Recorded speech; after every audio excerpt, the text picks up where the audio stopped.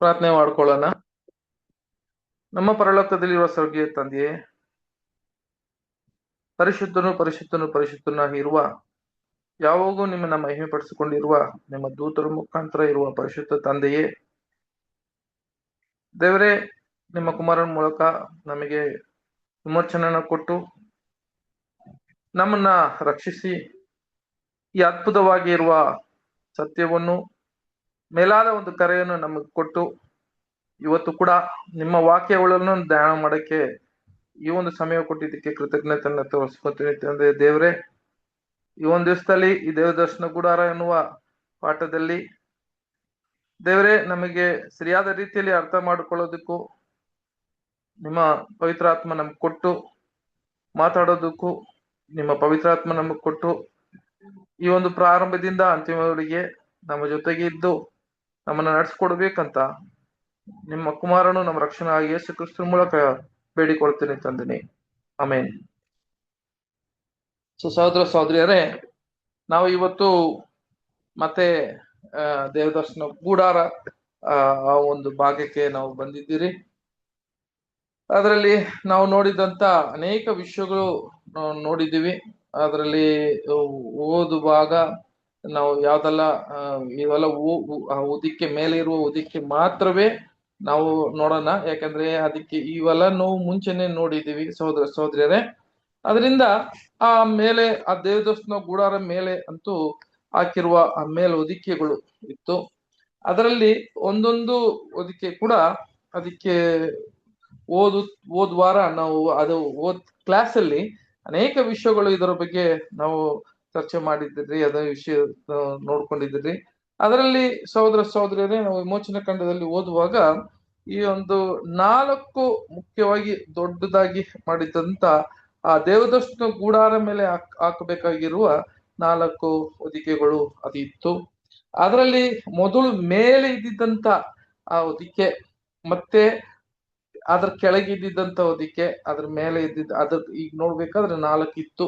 ಅದ್ರಲ್ಲಿ ಒಂದು ಫಸ್ಟ್ ನೋಡ್ಬೇಕಾದ್ರೆ ಆ ಕಡಲಿನ ಹಂದಿಯ ತೊಗುಳಲ್ಲಿ ಮಾಡಿದಂತ ಆ ಹೊದಿಕೆ ಇತ್ತು. ಅದು ನೋಡ್ಬೇಕಾದ್ರೆ ಸಹೋದರ ಸಹೋದರಿಯರೇ, ಅದಕ್ಕೆ ಮೆಷರ್ಮೆಂಟ್ ಇಲ್ಲ ಅಂತ ಹೇಳಿದ್ರೆ ಅಳತೆ ಇಲ್ಲ ಅಂತ ನೋಡ್ತೀವಿ, ಅದ ಮೇಲೆ ಹಾಕಿದ್ರು. ಅದೇ ತರ ಕೆಳಗೆ ನೋಡ್ಬೇಕಾದ್ರೆ ಅದ್ರ ಕೆಳಗಿರುವ ಆ ಕುರಿ ಅಲ್ವಾ, ಆ ಕುರಿ ತೊಗೊಳಲ್ಲಿ ಮಾಡಿದಂತ ಒಂದು ಹೊದಿಕೆ ರೀ, ಮೇಲ್ಹೊದಿಕೆ. ಅದು ಕೂಡ ಏನಿಲ್ಲ ಅಂತ ಹೇಳಿದ್ರೆ ಅದಕ್ಕೂ ಮೆಷರ್ಮೆಂಟ್ ಇಲ್ಲ ಅಂತ ಹೇಳುವಾಗ ಅದಕ್ಕೆ ಕೂಡ ಅಳತೆ ಇಲ್ಲ ಅಂತ ನೋಡ್ತೀವಿ. ಸಹೋದರ ಸಹೋದರಿಯರೇ, ಈ ಎರಡಕ್ಕೂ ಅದು ಅಳತೆ ಇಲ್ಲ. ಆದ್ರೆ ಅದು ಕಡಲ ಹಂದಿ ಇದು ನೋಡ್ಬೇಕಾದ್ರೆ ಈ ಕುರಿ ಅಥವಾ ಅಂತ ಹೇಳ್ಬೋದು, ಇಲ್ಲ ಅಥವಾ ಆ ಟಗರುನ ಒಂದು ತೊಗಳು ಅಂತ ಹೇಳ್ಬೇಕು. ಅದು ರಕ್ತದಿಂದ ಏನಾಗಿದೆ, ಅದು ಕೆಂಪು ಬಣ್ಣಕ್ಕೆ ಮಾಡಿಸಿ ಅದನ್ನ ಏನ್ ಮಾಡಿದ್ದಾರೆ ಅಂತ ಅದ್ರ ಮೇಲೆ ಹಾಕಿದ್ದಾರೆ. ಇದು ಯಾವ್ದನ್ನ ಸೂಚಿಸ್ತದೆ ಅಂತ ಹೇಳುವಾಗ ನೋಡ್ರಿ ನೀವು ಕೇಳ್ತಾ ಇರೋರು, ನಮಗೆಲ್ಲ ಗೊತ್ತಿದ್ದಂಗೆ ಈ 2 ಹೊದಿಕೆಗಳು ಇದೆ. ಒಂದು ಕಡಲು ಹಂದಿನ ಹೊದಿಕೆ, ಆಮೇಲೆ ಆ ಕುರಿ ತೊಗಳಿಂದ ಮಾಡಿರುವ ಒಂದು ಹೊದಿಕೆ. ಇದು 2 ಯಾವ್ದನ್ನ ಸೂಚಿಸ್ತದೆ ಅಂತ ಯಾರಾದ್ರೂ ಹೇಳ್ತೀರಾ?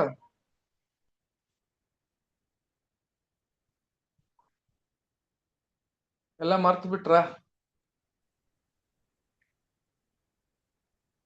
ಹೇಳಿ ಸಿಸ್ಟರ್, ಪ್ರವಾದಿ ಸಿಸ್ಟರ್, ಹೇಳಿ ಸಿಸ್ಟರ್.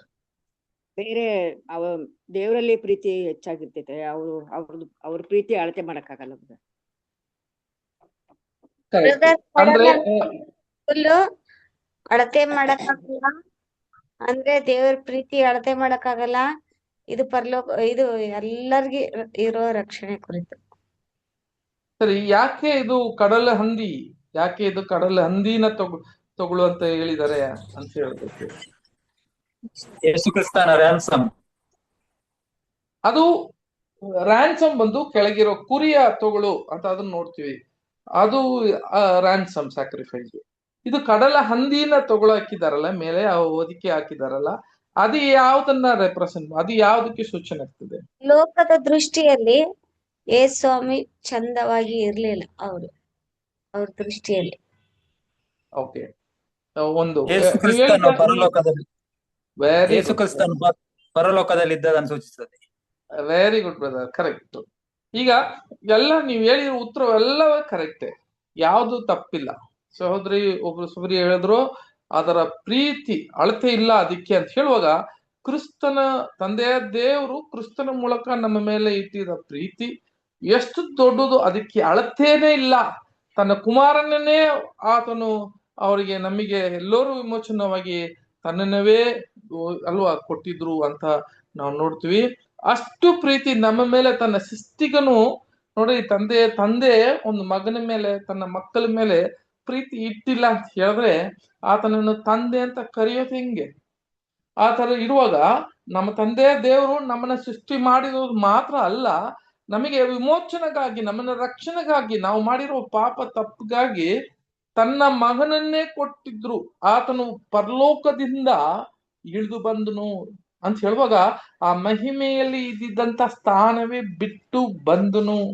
ಈ ಲೋಕಕ್ಕೂ ಆ ಕಡಲಿನ ಹಂದಿಗೂ ಏನಿಲ್ಲ ಅಂತ ಕೇಳಿದ್ರೆ ಅದರ ವಾತಾವರಣ ಬೇರೆ, ಈ ಬೇರೆ ಪ್ರಾಣಿಗಳು ನಾವು ಇರುವ ವಾತಾವರಣ ಬೇರೆ ಅಂತ ಹೇಳುವಾಗ ಇದ್ರಲ್ಲಿ ಏನ್ ತೋರಿಸ್ತದೆ ಅಂತ ಹೇಳಿದ್ರೆ ಸಹೋದರರೇ, ಕ್ರಿಸ್ತನ ವಾತಾವರಣ ಅಂತ ಹೇಳುವಾಗ ಪರಲೋಕದಲ್ಲಿ ಇದ್ದಿದ್ದಂತ ಮಹಿಮೆಯನ್ನೇ ಬೇರೆ.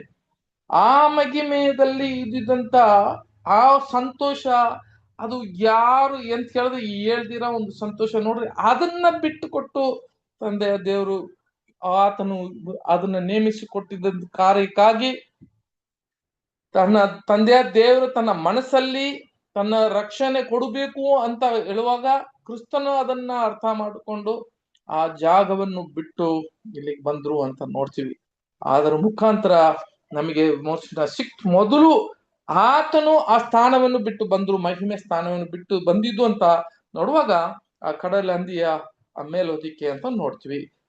ಎರಡನೇದು ಯಾವ್ದಪ್ಪ ಅಂತ ಕೇಳಿದ್ರೆ, ಇಲ್ಲಿ ಆ ಒಂದು ಕುರಿ ತಗೊಳು ಅಂತ ಹೇಳುವ ಸಹೋದರಿಯರೇ, ನಮಗೆಲ್ಲ ಗೊತ್ತು ರ್ಯಾನ್ಸಮ್ ಸ್ಯಾಕ್ರಿಫೈಸ್ ಅಂತ ಹೇಳುವಾಗ ನೋಡಿ, ಬರೀ ಅದನ್ನ ಬಿಟ್ಟು ಮಾತ್ರ ಬರೋದಲ್ಲ, ಈ ಲೋಕಕ್ಕೆ ಬಂದ ಮೇಲೆ ಆತನ ಒಂದು ದೇವರು ಆತನ ಪ್ರವಾದನೆಗಳನ್ನು ಹೇಳಿದತಕ್ಕದಾಗಿ ಬರೀ ಇಲ್ಲಿಗೆ ಬರೋದು ಮಾತ್ರ ಅಲ್ಲ, ಕ್ರಿಸ್ತನು ಇಲ್ಲಿ ಬಂದ್ಬಿಟ್ಟು ಬರೀ ಬೋಧನೆ ಮಾತ್ರ ಹೇಳ್ಬಿಟ್ಟು ಅಲ್ವಾ, ಬರೀ ಅಲ್ಲಿರುವ ಅದ್ಭುತಗಳನ್ನ ಮಾಡ್ಬಿಟ್ಟು ಎಲ್ಲ ಬಂದು ಸಾಮ್ಯಗಳನ್ನ ಹೇಳ್ಬಿಟ್ಟು ಎಲ್ಲ ಹೋಗ್ಬಿಟ್ಟಿದ್ರೆ ಆತನ ಪ್ರಯೋಜನ ಏನಾಗಿತ್ತು? ಅದು ಇಲ್ದಿರ ಆತನ ತನ್ನ ಮೇಲೆ ಇಟ್ಟಿರುವ ಪ್ರೀತಿಯನ್ನು ಆತನು ಒಬ್ಬನೇ ನಮ್ಮನ್ನ ರಕ್ಷಣೆ ಮಾಡಕ್ಕೆ ಬಲ್ಲನು, ಆತನು ಒಬ್ಬನೇ ಮಾಡಕ್ಕೆ ಸಾಧ್ಯ. ಯಾಕೆಂದ್ರೆ ನಾವೆಲ್ಲ ಕೂಡ ಓದಿದಂಗೆ ಕೀರ್ತನೆಲ್ಲರೂ ಪಾಪದಲ್ಲಿ ಮರಣದಲ್ಲಿ ಇರುವ ನಾವು ಯಾವ ಒಂದು ಕಾರ್ಯಕ್ಕೂ ಸಮಾನವಾಗುವುದಿಲ್ಲ. ಆ ಒಂದು ಪರಿಪೂರ್ಣದ ಮನುಷ್ಯನಿಗೆ ಆದಾಮನಿಗೆ ಸಮಾನವಾಗಿ ನಾವು ಇರೋಕ್ಕೆ ಸಾಧ್ಯವಾಗುವುದಿಲ್ಲ. ಆಗಿರುವ ಕಾರಣ ಕ್ರಿಸ್ತನು ಈ ಲೋಕದಲ್ಲಿ ಮನುಷ್ಯನಾಗಿ ಹುಟ್ಟಿದ್ರು, ಆ ಸ್ಥಾನವನ್ನು ಬಿಟ್ಟು ಇಲ್ಲಿ ಮನುಷ್ಯನಾಗಿ ಹುಟ್ಟಿದ್ರು. ಬರೀ ಹುಟ್ಟೋದು ಮಾತ್ರ ಅಲ್ಲ, ಆತನು ನಮ್ಮ ತರವನ್ನು ಎಲ್ಲಾ ಶೋಧನೆಯನ್ನು ಅನುಭವಿಸ್ಬಿಟ್ಟು ಆತನು ಬೆಳೆದನು. ಹೆಂಗ್ ಬೆಳೆದ್ರು ಅಂತ ಕೇಳಿದ್ರೆ ನೋಡ್ರಿ, ಸುಮ್ನೆ ಅಲ್ಲ, ಕ್ರಿಸ್ತನು ಅವರು ನಮ್ ತರ ಬೈಬಲ್ ಅನ್ನ ಓದಿದ್ರು. ಆ ಓಲ್ಡ್ ಟೆಸ್ಟಮೆಂಟ್ ನೋಡ್ಬೇಕಾದ್ರೆ ಹಳೆ ಒಡಂಬಡಿಕೆಯನ್ನ ಅವರು ತರೋವಾಗಿ ಬಹಳ ಒಂದು ಭಯಾಟಾಗಿ ಏನ್ ಮಾಡಿದ್ರು ಅಂತ ಹೇಳಿದ್ರೆ ಅದನ್ನ ಓದಿದ್ರಿ. ಅದನ್ನ ಓದ್ಬಿಟ್ಟು ಏನ್ ತಿಳ್ಕೊಂಡ್ರು ಅಂತ ಕೇಳಿದ್ರೆ, ಕ್ರಿಸ್ತನು ನೇಮಿಸಿದಂತ ಆ ಒಂದು ವ್ಯಕ್ತಿ ನಾನೇ ಅಂತ ಅರ್ಥ ಮಾಡೋ ತನಕ ಅಲ್ವಾ, ಅದು ಅವ್ರಿಗೆ ಕೊಟ್ಟಿದ್ದಂತ ಒಂದು ಟಾಸ್ಕು. ಅವಾಗ ಅರ್ಥ ಮಾಡ್ಕೊಂಡ್ರು ಇದು ನಾನೇ, ಆ ಕುರಿ ನಾನೇ ಅಂತ ಗೊತ್ತಾಗುವಾಗಲೇ ಆತನು ಬ್ಯಾಪ್ಟಿಸಮ್ಗೆ ಬರೋದಂತ ನೋಡ್ತೀವಿ. ಯಾವಾಗ ಆ ಒಂದು ದೀಕ್ಷಾಸ್ನಾನ ತಗೊಳಕ್ ಬರ್ತಾರೋ ಆತನನ್ನು ಬರುವಾಗ ಅವಾಗಿಂದ ನೂತನ ಸೃಷ್ಟಿಯಾಗಿ ಆತನು ಮಾಡುವ ಒಂದೊಂದು ವಿಷಯ ಕೂಡ ನೆರವೇರಿಸಿದ್ರು. ಅಂದ್ರೆ ಆ ರ್ಯಾನ್ಸಮ್ ಸ್ಯಾಕ್ರಿಫೈಸ್ ನೀವ್ ಹೇಳ್ದಂಗೆ ಅದು ಕರೆಕ್ಟ್ ಆಗಿ ಅದು ಜೀವಕ್ಕೆ ಜೀವ, ಯಾರಿಗೆ ಆದಾಮನಿಗೆ ಆದಾಮು ಕೊಡುವ ತನ್ನ ರಕ್ತದಿಂದಾನೇ ವಿಮೋಚನ ಸಿಗ್ತದೆ ಅಂತ ಹೇಳಿ ಅದು ಮೇಲೋದಿಕೆ ಅಂತ ಹೇಳುವಾಗ ಆ ರಕ್ತದ ತಗೊಳು, ಆ ಕುರಿಯ ತಗೊಳು ಅಂತ ನೋಡ್ತೀವಿ. ಆ ಕುರಿ ನಾನೇ ಅಂತ ಗೊತ್ತು, ಆ ರಕ್ತವನ್ನು ಕೊಟ್ಟು ಏನಾಯ್ತು ಅಂತ ಹೇಳಿದ್ರೆ ಎಲ್ಲರೂ ವಿಮೋಚನವಾಗಿ ಆತನನ್ನು ಕೊಟ್ರು ಅಂತ ನೋಡ್ತೀವಿ. ಆಮೇಲೆ ಮೂರನೇದು ಯಾವ್ದಪ್ಪ ಅಂತ ಕೇಳಿದ್ರೆ ಸಹೋದರಿಯರೇ, ಅದೇ ನಾವು ಇವತ್ತು ನೋಡುವ ಒಂದು ಭಾಗ. ಅದು ಫಸ್ಟೇ ನಾವು ಅದ್ರ ವಿಚಾರ ಬಾಕಿ ಅನೇಕ ವಿಷಯಗಳನ್ನ ಮಾತಾಡಿದೀವಿ. ಅದು ಯಾಕಂದ್ರೆ ಇದನ್ನ ನಾವು ಅರ್ಥ ಮಾಡ್ಕೊಳ್ಳೋದಿಕ್ಕೆ ಮೂರನೇದನ್ನ ಅರ್ಥ ಮಾಡ್ಕೊಳ್ಳದೆ ಕೊಡಕ್ಕೆ ಮೊದಲು ನಾವು ಬಂದು ನಾಲ್ಕನೇದನ್ನು 5 ಭಾಗವಾಗಿ ಇದ್ದಿದ್ದಂತ ಆ ಹೊದಿಕೆಗಳಲ್ಲಿ ಕೆಲವು ವಿಷಯಗಳು ಓದ್ಬಿಟ್ವಿ ಫಸ್ಟೇ. ಯಾಕಂದ್ರೆ ಇದು 5 ಆಗಿ 2 ಭಾಗ ಮಾಡಿ ಅದನ್ನ ಮೊದಲು ಸೇರ್ಸ್ಬೇಕು ಅಂತ. 5 ಆಗಿ 2 ಭಾಗ 5 5 10 ಅಂತ ಸೇರ್ಸ್ಬೇಕು ಅಂತ ಫಸ್ಟೇ ನಾವು ಇದೆಲ್ಲ ಓದಿದ್ದೀರಿ. ಇವಾಗ ಅದನ್ನ ಓದೋದ್ ಬೇಡ, ಯಾಕಂದ್ರೆ ಆಮೇಲೆ ಓದ್ಕೊಳ್ಳೋಣ.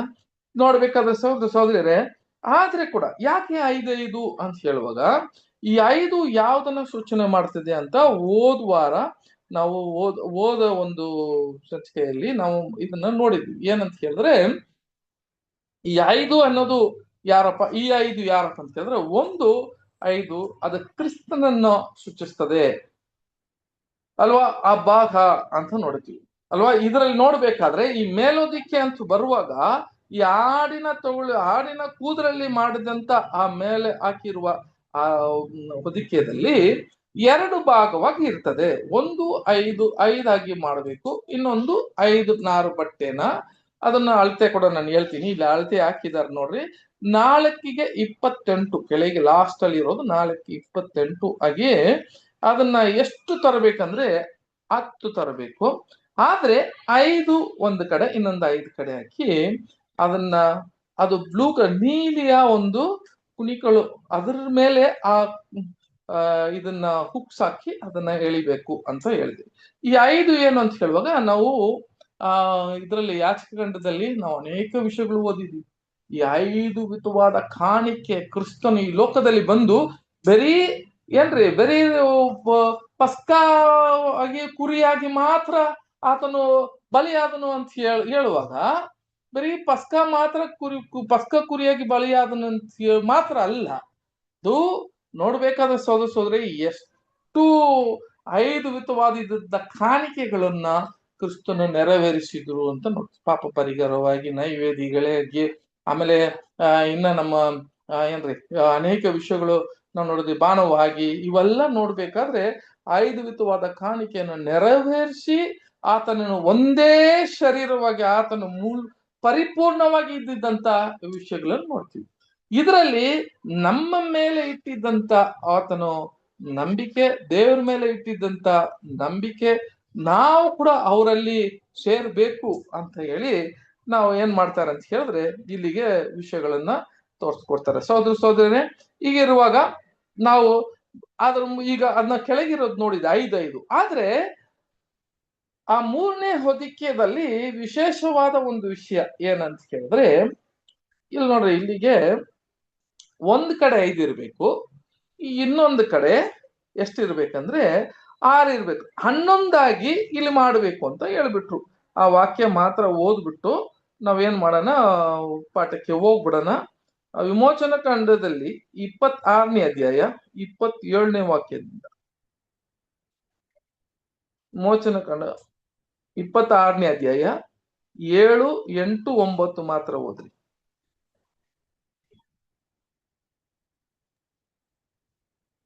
ಈ ಗುಡಾರದ ಮೇಲೆ ಉದಿಸುವುದಕ್ಕಾಗಿ ಆಡಿನ ರೋಮದಿಂದ 11 ಪರದೆಗಳನ್ನು ಮಾಡಿಸಬೇಕು. ಒಂದೊಂದು ಪರದೆಯು 30 ಮೊಳ ಉದ್ದವಾಗಿಯೂ 4 ಮೊಳ ಅಗಲವಾಗಿಯೂ ಇರಬೇಕು. ಎಲ್ಲಾ ಪರದೆಗಳು ಒಂದೇ ಅಳತೆಯಾಗಿರಬೇಕು.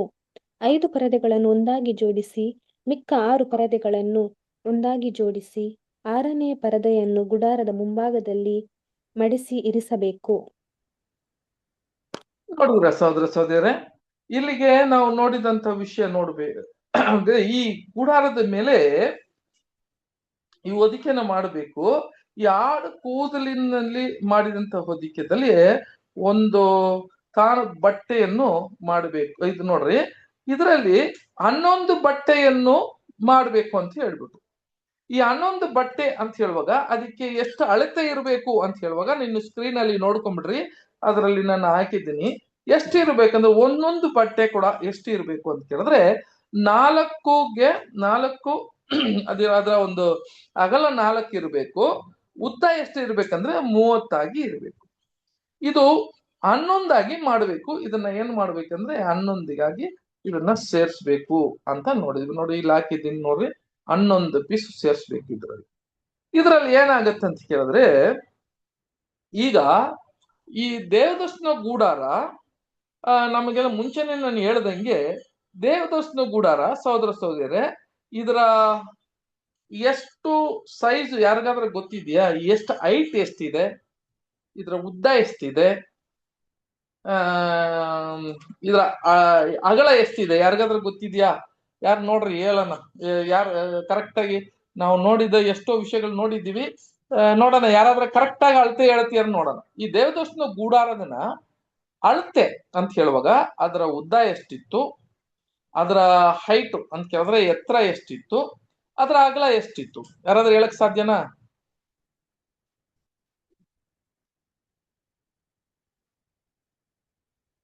ಸಿಸ್ಟರ್ ಯಾರಾದ್ರೂ ಇದ್ದೀರಾ? ಬ್ರದರ್ ಸಿಸ್ಟರ್, ಈ ದೇವದರ್ಶನ ಗೂಡಾರ ಇದರ ಅಳತೆ ಎಷ್ಟು?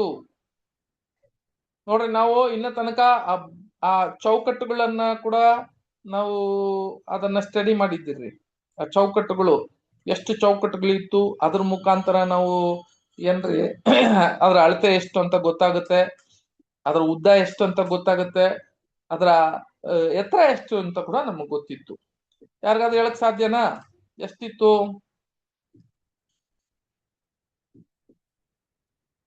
ಗೊತ್ತಿಲ್ವಾ? ಮೋಹನ್ ರಾಜ್ ಬ್ರದರ್, ನಿಮ್ಗೆ ಗೊತ್ತಿದ್ಯಾ? ದೇವದರ್ಶನ ಗೂಡಾರ ಅಳತೆ ಎಷ್ಟ್ರಿ? ಮರ್ತು ಬಿಟ್ರ ಎಲ್ಲ? 100 ಅಲ್ಲ ಬ್ರದರ್, 100 ಮತ್ತೆ ಈಗ 50 ಬ್ರದರ್. ಅದು ಒಂದು ಅಂಗಳು ಏನಂತ ಕೇಳಿದ್ರೆ ಕೋರ್ಟು. ನೀವ್ ಹೇಳೋದು ಅದ್ರ ಅಂಗಳ ಇದೆಯಲ್ಲ, ಅದು ಅದರ ಒಂದು 50 ಬಂದು ಈ ಕಡೆ 100 ಈ ತರ ಅದು ಬರುವ ಅದ ಅಂಗಳು ಇದ್ದ ಕೋರ್ಟ್ ಅಲ್ಲಿ ಇದ್ದಿದ್ದಂತ. ಇಲ್ಲಿ ನಾನು ಹೇಳ್ತಾ ಇರೋದು ದೇವದರ್ಶನ ಗೂಡಾರ, ಆ ಸೆಂಟ್ರಲ್ ಇದ್ದಿದ್ದಂತ ದೇವದರ್ಶನ ಗೂಡಾರ ಇದೆಯಲ್ಲ, ಅದರ ಒಂದು ಸೈಜ್ ಎಷ್ಟ್ರಿ? 80 ಪಿಲ್ಲರ್ಸ್ ಬ್ರದರ್. ಪಿಲ್ಲರ್ಸ್ ಬಿಟ್ಬಿಡ್ರಿ, ಟೋಟಲ್ ನಾನು ಹೇಳ್ತಾ ಇರೋದು. ಬಿಡಿ, 10 ಅಡಿ ಬ್ರದರ್, ಈ ಕಡೆ 10 ಅಡಿ, ಆ ಕಡೆ 10 ಅಡಿ. ಓಕೆ, ಸರಿ. ಇವಾಗ ನಾನು ಹೇಳ್ತೀನಿ ನೋಡ್ರಿ ಎಷ್ಟು ಕ್ಲೀನ್ ಆಗಿ. ಇವಾಗ ನೀವು ಮತ್ತೆ ಜ್ಞಾಪಕ ಇಟ್ಕೊಳ್ರಿ, ಯಾಕಂದ್ರೆ ಮರ್ತು ಬಿಟ್ಟಿರ್ತೀರಿ, ನಮಗೆ ಹೇಳಕ್ ಆಗಲ್ಲ, ಅಷ್ಟು ಸುಲಭ ಅಲ್ಲ. ಯಾಕಂದ್ರೆ ಇದನ್ನ ಜ್ಞಾಪಕ ಇಟ್ಕೊಳ್ಳೋದು. ಆದ್ರೆ ಕೂಡ ನಾನು ಮುಂದೆ ಇರೋ ಪಾಠಗಳೆಲ್ಲ ಇದು ತೋರಿಸ್ಕೊಟ್ಟಿದ್ದೀನಿ, ಆದ್ರೆ ನೀವು ಮರ್ತು ಬಿಟ್ಟಿದ್ದೀರಾ ಎಲ್ಲ. ನಾ ಮತ್ತೆ ಹೇಳ್ತೀನಿ ಕೇಳ್ರಿ. ಇದರ ಉದ್ದ ಎಷ್ಟಿದೆ ಅಂತ ಕೇಳಿದ್ರೆ ಸಹೋದರ ಸಹೋದರಿಯರೇ, ಇದರ ಉದ್ದ 30 ಮೊಲ ಇದೆ. 30 ಕ್ಯೂಬಿಟ್ಸ್, 30 ಮೊಲ ಇರ್ತದೆ. ಯಾಕಂದ್ರೆ ಇವಾಗ ನೀವು ನೋಡಿದಂತ ಈ ಮೆಜರ್ಮೆಂಟ್ ಅಲ್ಲಿ ಗೊತ್ತಾಗುತ್ತೆ ಇದರ ಉದ್ದ ಎಷ್ಟಿದೆ ಅಂತ ಕೇಳಿದ್ರೆ 30. ಇದರ ಎತ್ತರ ಎಷ್ಟಿದೆ ಅಂತ ಕೇಳಿದ್ರೆ ಹೈಟು 10. ಅದರ ಅಗಲ ಎಷ್ಟಿದೆ ಅಂತ ಕೇಳಿದ್ರೆ ಅಗಲ 10. ಅಂದ್ರೆ ನೋಡ್ರಿ, ಸರಿಯಾಗಿ ನೋಡ್ರಿ, 30/10, 30ಗೆ 10 ಅಂತ ಕೇಳಿದ್ರೆ ಉದ್ದ 30, ಅದರ ಅಗಲ ಬಂದು 10, ಬರೀ 10 ಮಾತ್ರವೇ. ಓಕೆ, 10 ಇರ್ತದೆ. ಅದರ ಎತ್ತರ 10 ಫೀಟ್ ಅಲ್ಲ, ಫೀಟ್ ಬರಬಾರ್ದು. ಫೀಟ್ ಬಂದ್ರೆ ಲೆಕ್ಕ ಬಂದ್ಬಿಡ್ತದೆ, ಲೆಕ್ಕ ಬೇರೆ ಆಗ್ಬಿಡ್ತದೆ. ಮೊಲ ಇದ್ರಲ್ಲಿ ಏನ್ ಹೇಳುತ್ತೆ, ಬೈಬಲ್ ಅಲ್ಲಿ ಎಷ್ಟು ಹೇಳುತ್ತೆ ಅಂತ ಕೇಳಿದ್ರೆ ಫೀಟ್ ಅಂತ ಬಂದ್ರೆ ಅದು ನಿಮಗೆ ಲೆಕ್ಕ ತಪ್ಪಾಗಿ ಆಗ್ಬಿಡ್ತದೆ. ಯಾಕಂದ್ರೆ ಫೀಟ್ ಲೆಕ್ಕ ಮಾಡಬಾರ್ದು. ಅದು ಫೀಟ್ ಲೆಕ್ಕ ಮಾಡಿದ್ರೆ ಇಫೆಕ್ಟ್. ಅದು ಮೊಲ ಅಂತ ಕೇಳಿದ್ರೆ 1 ಮೊಲ 2 ಮೊಲ ಅಂತ ಹೇಳ್ತೀವಲ್ಲ, ಆ ಮೊಲ, 1 ಮೊಲ 2 ಮೊಲ ಅಂತ ಹೇಳ್ತೀವಲ್ಲ, ಆ ಮೊಲದಲ್ಲಿ ಎಷ್ಟು ಮೊಳ ಐತೆ ಅಂತ ಕೇಳಿದ್ರೆ 1 ಮೊಳ 2 ಮೊಳ 3 ಮೊಳ, ಆ ತರ 30 ಮೊಳ ಐತೆ ರೀ ಲೆಂತ್. ಓಕೆ, ಇದರಲ್ಲಿ ಸಹೋದರ ಸಹೋದರಿಯರೇ, ಪವಿತ್ರ ಸ್ಥಳ ಮಾತ್ರ 20, ಪವಿತ್ರ ಸ್ಥಳ ಮಾತ್ರ 20 ಉದ್ದ ಇರ್ತದೆ. ಮಹಾಪವಿತ್ರ ಸ್ಥಳ ಬಂದು 10. ನೋಡ್ರಿ, ಇದು ಕೂಡ ಜ್ಞಾಪಕ ಇಟ್ಕೊಳ್ರಿ, ಮಹಾಪವಿತ್ರ ಸ್ಥಳ ಬಂದು 10, ಆದ್ರೆ ಪವಿತ್ರ ಸ್ಥಳ ಬಂದು 20. ಟೋಟಲ್ ಎಷ್ಟಾಗುತ್ತೆ ಅಂತ ಕೇಳಿದ್ರೆ ಅದರ ಉದ್ದ, ಅದರ ನೋಡ್ಬೇಕಾದ್ರೆ ಸಹೋದರ ಸಹೋದರಿ ಲೆಂತ್ 30 ಬರ್ತದೆ. ಓಕೆ, ಸರಿ. ಈಗ ಮಹಾಪವಿತ್ರ ಸ್ಥಳ ಎಷ್ಟಿದೆ ಈಗ ಹೇಳ್ರಿ ನೋಡೋಣ.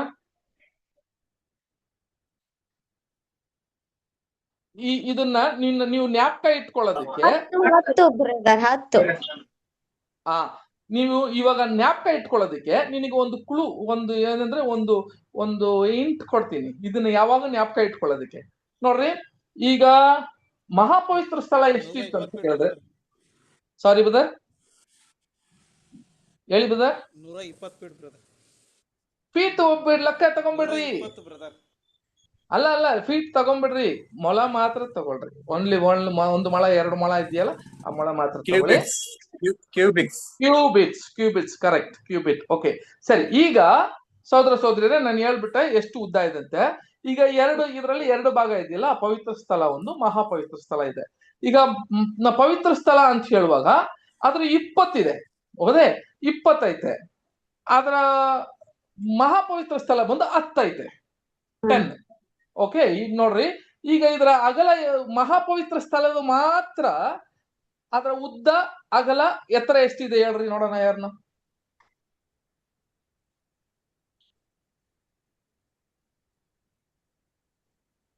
ಉದ್ದ 35 10. ಇಲ್ಲ ಸರ್, ಮತ್ತೆ ನಾನು ನಿಮಗೆ ರಿಪೀಟ್ ಮಾಡ್ತೀನಿ, ಇದನ್ನ ಅರ್ಥ ಮಾಡ್ಕೊಳ್ರಿ, ಯಾಕಂದ್ರೆ ಸ್ವಲ್ಪ ಕಷ್ಟ ಇರ್ತದೆ. ಆದ್ರೆ ಕೂಡ ನಾನು ಹೇಳ್ತೀನಿ ಕೇಳ್ರಿ ಸಹೋದರ ಸಹೋದರಿಯರೇ. ಇದರ ಫುಲ್ ಈ ದೇವದರ್ಶನ ಗೂಡಾರ ಎಷ್ಟು ಅಂತ ಕೇಳಿದ್ರೆ, ಇದರ ಒಂದು ಲೆಂತ್ ಅಂತ ಕೇಳಿದ್ರೆ, ಉದ್ದ ಎಷ್ಟಿದೆ ಅಂತ ಕೇಳಿದ್ರೆ 30. ಓಕೆ, 30. ಅದರ ಅಗಲ ಎಷ್ಟಿದೆ ಅಂತ ಕೇಳಿದ್ರೆ, 10. ಇವಾಗ ಎಷ್ಟಾಯ್ತು? 10ಗೆ 30, ಕರೆಕ್ಟಾ? 10ಗೆ 30, ಉದ್ದ ಬಂದು 30, ಅದರ ಅಗಲ ಬಂದು 10. ಓಕೆ, ಇವಾಗ ಅದರ ಎತ್ತರ ಎಷ್ಟಿದೆ, ಹೈಟ್ ಎಷ್ಟಿದೆ ಅಂತ ಕೇಳಿದ್ರೆ, ಅದು ಕೂಡ 10, ಹೈಟ್ ಬಂದು 10. ಓಕೆ, ಇವಾಗ ಎಷ್ಟಿದೆ ಟೋಟಲ್ ಹೇಳ್ರಿ, ನೀವ್ ಹೇಳ್ರಿ. ಇವಾಗ ಒಂದು ಉತ್ತರ ಹೇಳ್ತೀನಿ ನಿಮಗೆ. 30 ಬ್ರದರ್. 50 ಅಲ್ರಿ, ನೀವು ಲೆಕ್ಕ ಲೆಕ್ಕ ಹೇಳ್ಬಿಡ್ರಿ ಎಷ್ಟು. ಅದನ್ನ ಕೂಡ್ಸು ಅಂತ ನಾನು ಹೇಳಿಲ್ಲ, ಕೂಡ್ಸ್ಬಿಟ್ಟು ಹೇಳಿ ಅಂತ ಹೇಳಿಲ್ಲ. ಇದರ ಸೈಜ್ ಎಷ್ಟು, ಒಂದು ಮನೆ ಹೇಳ್ತೀವಲ್ಲ, ಒಂದು ಮನೆಯ ಒಂದು ಅಳತೆ ಎಷ್ಟಿರ್ತದೆ, ಒಂದೊಂದು ಮನೆ ಮಾಡ್ತಾರ, ಇಷ್ಟಿಷ್ಟಕ್ಕೆ ಅಳತೆ ಇರ್ತದಲ್ಲ, 30/40, 60/40 ಅಂತ ಇರ್ತದೆ ಅಲ್ವಾ? ನಮಗೆಲ್ಲ ಗೊತ್ತಿದೆ 60/40. ನಿಮ್ ಮನೆ ಎಷ್ಟಿದೆ? 60/40 ಇವ್ರದ್ದು ಆ ತರ ಇರ್ತದಲ್ಲ. ಅದೇ ತರ ಈ ದೇವದರ್ಶನ ಗುಡಾರದ ಅಳತೆ ಎಷ್ಟು ಅಂತ ಕೇಳ್ತಾ ಇದ್ದೀನಿ ಅಷ್ಟೇ. ದೇವದರ್ಶನ ಗುಡಾರ ಅದರ ಇರುವ ಜಾಗ ಎಷ್ಟು ಬರುತ್ತೆ ಅಂತ ಹೇಳಿದ್ರೆ, ಚೆನ್ನಾಗಿ ನೋಡ್ರಿ, ಮತ್ತೆ ಹೇಳ್ತೀನಿ ನೋಡ್ರಿ, 30 ಇದೆ. ಓಕೆ, ಬಹಳ ಸಿಂಪಲ್ ನೋಡ್ರಿ. ಈಗ ಈ ಒಂದೊಂದು ಬಟ್ಟೆ ಎಷ್ಟಿರ್ಬೇಕು ಅಂತ ಹೇಳ್ತಾರೆ ಅಂತ ಕೇಳಿದ್ರೆ, ಅದನ್ನ ಬೇಡ, ನೀವ್ ಲೆಕ್ಕ ಮಾಡ್ಬೇಕು. ನೋಡ್ರಿ, ಒಂದೊಂದು ಬಟ್ಟೆ ಎಷ್ಟಿರ್ಬೇಕು ಅಂದ್ರೆ 4 ಅಗಲ ಇರ್ಬೇಕು ಅಂತ ಹೇಳಿದ್ರೆ, 10 ಅಂತ ಬರುವಾಗ ಎಷ್ಟು ಅಗಲ ಬರ್ತದ್ರಿ? 40 ಫೀಟ್ ಬ್ರೋ. 40 ಫೀಟ್ ಬಂದ್ಬಿಡ್ತದೆ ನೋಡ್ರಿ, ಅಲ್ವಾ? 40 ಫೀಟ್ ನೋಡ್ರಿ. ಹಂಗಾದ್ರೆ ಇದು ಕೆಳಗೆ 40 ಫೀಟ್ ಅಂತ ಬರುವಾಗ, ಹಂಗಾದ್ರೆ ಮೇಲೆ ಎಷ್ಟು ಕೂತ್ಕೊಳ್ತದೆ ನೋಡ್ರಿ. ಇಲ್ಲಿಗೆ ಮೇಲೆ ಮಾತ್ರ 30 ಕೂತ್ಕೊಂಡ್ರೆ, ಹಿಂದಿನ ಭಾಗದಲ್ಲಿ ಕೆಳಗೆ 10 ಕೆಳಗೆ ಬೀಳುತ್ತೆ. ಹಿಂದಿನ ಭಾಗದಲ್ಲಿ 10 ಕೆಳಗೆ ಬೀಳುತ್ತೆ. ಇಲ್ಲಿ ನೋಡ್ರಿ, ಮೇಲೆ ಬಂದು 30 ಬೀಳುತ್ತೆ. ಕರೆಕ್ಟಾ? ಹೌದೌದು ಬ್ರದರ್. ಜ್ಞಾಪಕ ಇಟ್ಕೊಳ್ರಿ ಇದನ್ನ. ಇಲ್ಲಿ ಇದು ಅದಕ್ಕೆ ಮೇಲೆ ಹಾಕುವಾಗ ಮುಂದಿನ ಭಾಗ ಇರೋದು ಮಾತ್ರ ಓಪನ್ ಆಗಿರ್ಬೇಕು, ಹಿಂದಿನ ದೇವದರ್ಶನ ಗೂಡಾರದ ಹಿಂದಿನ ಭಾಗ ಅದನ್ನ ಮುಚ್ಚಿರ್ಬೇಕು. ಆಗ ಮುಚ್ಚಿರ್ಬೇಕಾದ್ರೆ ಇವಾಗ ನೋಡಿ, ಆ ಒಂದು ಹೊದಿಕೆ 40 ಆಗಿದ್ರೆ, ನೋಡಿ ಇದರ ಅಗಲ 4 ಅಂದ್ರೆ ಅದರ 10ನ ಭಾಗ ಎಷ್ಟಾಗುತ್ತೆ ಅಂತ ಕೇಳಿದ್ರೆ 40 ಆಗ್ತದೆ. 40 ಅಂತ ಬರುವಾಗ ಇಲ್ಲಿ ನೋಡ್ರಿ, ಇವಾಗ ನಾನು ಇದರಲ್ಲಿ ತೋರಿಸ್ತೀನಿ ನೋಡ್ರಿ. ಇಲ್ಲಿ ನೋಡ್ರಿ ಸಹೋದರ ಸಹೋದರಿಯರೇ, ಇಲ್ಲಿ ಹಾಕಿದಾರಲ್ಲ, ಇಲ್ಲಿಗೆ ನೋಡ್ರಿ, ಇದ್ರಲ್ಲಿ ಎಷ್ಟು ಇರ್ಬೇಕು ಅಂತ ಹೇಳಿದ್ರೆ 40 ಕರೆಕ್ಟ್ ಆಗಿ ಇರ್ಬೇಕಾದ್ರೆ ಹಿಂದಿನ ಭಾಗದಕ್ಕೆ 10 ಬೀಳಿದ್ರೆ, ಇದು ಮೇಲೆ ಎಷ್ಟು ಬೀಳುತ್ತೆ ಅಂತ ಕೇಳಿದ್ರೆ 30 ಬೀಳುತ್ತೆ. ಇದನ್ನ ಜ್ಞಾಪಕ ಇಟ್ಕೊಳ್ರಿ.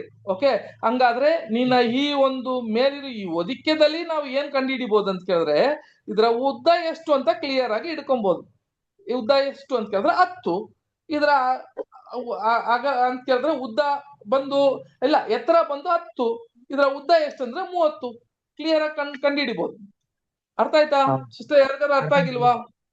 ಅರ್ಥ ಆಯ್ತು ಬ್ರದರ್. ಇವಾಗ ಏನ್ ಅರ್ಥ ಆಯ್ತು ಅಂತ ಕೇಳಿದ್ರೆ ಇದರ ಉದ್ದ ಎಷ್ಟು? ಉದ್ದ ಬ್ರದರ್ 40 ಫೀಟ್. ಅದ್ 10 ಫೀಟ್ ಹಿಂದ್ಗಡೆ ಬರ್ತದೆ ಬ್ರದರ್, 30 ಫೀಟ್ ಮೇಲ್ಗಡೆ ಬರ್ತದೆ. ವೆರಿ ಗುಡ್, ತುಂಬಾ ಕ್ಲಿಯರ್ ಆಗಿ ಹೇಳಿದ್ರಿ. 10 ಫೀಟ್ ಕೆಳಗೆ ಬರುತ್ತೆ, ಮೇಲೆ 30 ಮೊಳ ಫೀಟ್ 30 ಮೊಳ ಮೇಲೆ ಬೀಳುತ್ತೆ. ಆಯ್ತಾ?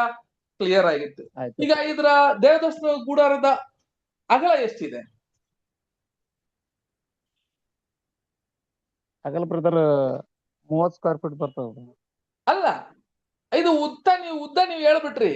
ಉದ್ದ ನೀವು ಹೇಳ್ಬಿಟ್ರಿ 30.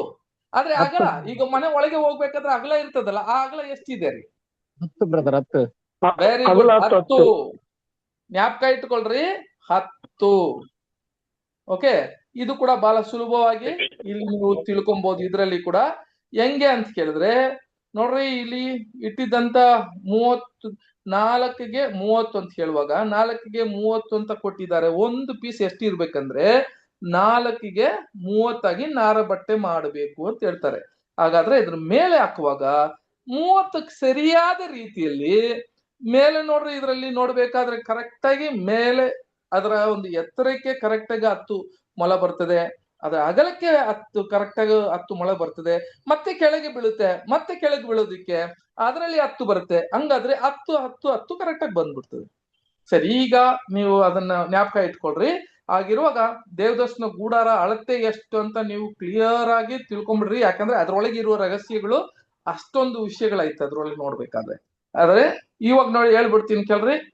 ಇದರ ಒಂದು ಅಳತೆ 30ಗೆ 10, 30/10, 30ಗೆ 10. ಅದರ ಎತ್ತರ ಮಾತ್ರ ಹೈಟ್ ಎಷ್ಟಿದೆ ಅಂತ ಕೇಳಿದ್ರೆ 10 ಕ್ಯೂಬಿಟ್, 10 ಕ್ಯೂಬಿಟ್ ಇರ್ತದೆ. ಇದನ್ನ ಮನಸ್ಸಲ್ಲಿ ಇಟ್ಕೊಳ್ರಿ, ಆಮೇಲೆ ನಾವು ನೋಡೋಣ. ಸರಿ, ಹೀಗಿರುವಾಗ ಸಹೋದರ ಸಹೋದರಿಯರೇ, ಇಲ್ಲಿಗೆ ಇದನ್ನ ಮಾಡು ಅಂತ ಹೇಳಿದ್ರು.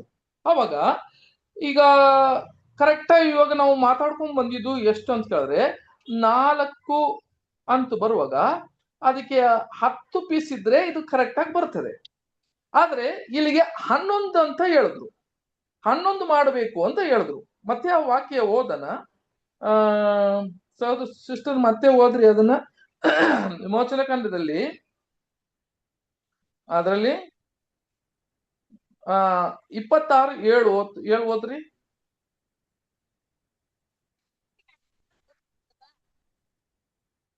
26ನೇ ಅಧ್ಯಾಯ 7ನೇ ವಾಕ್ಯ.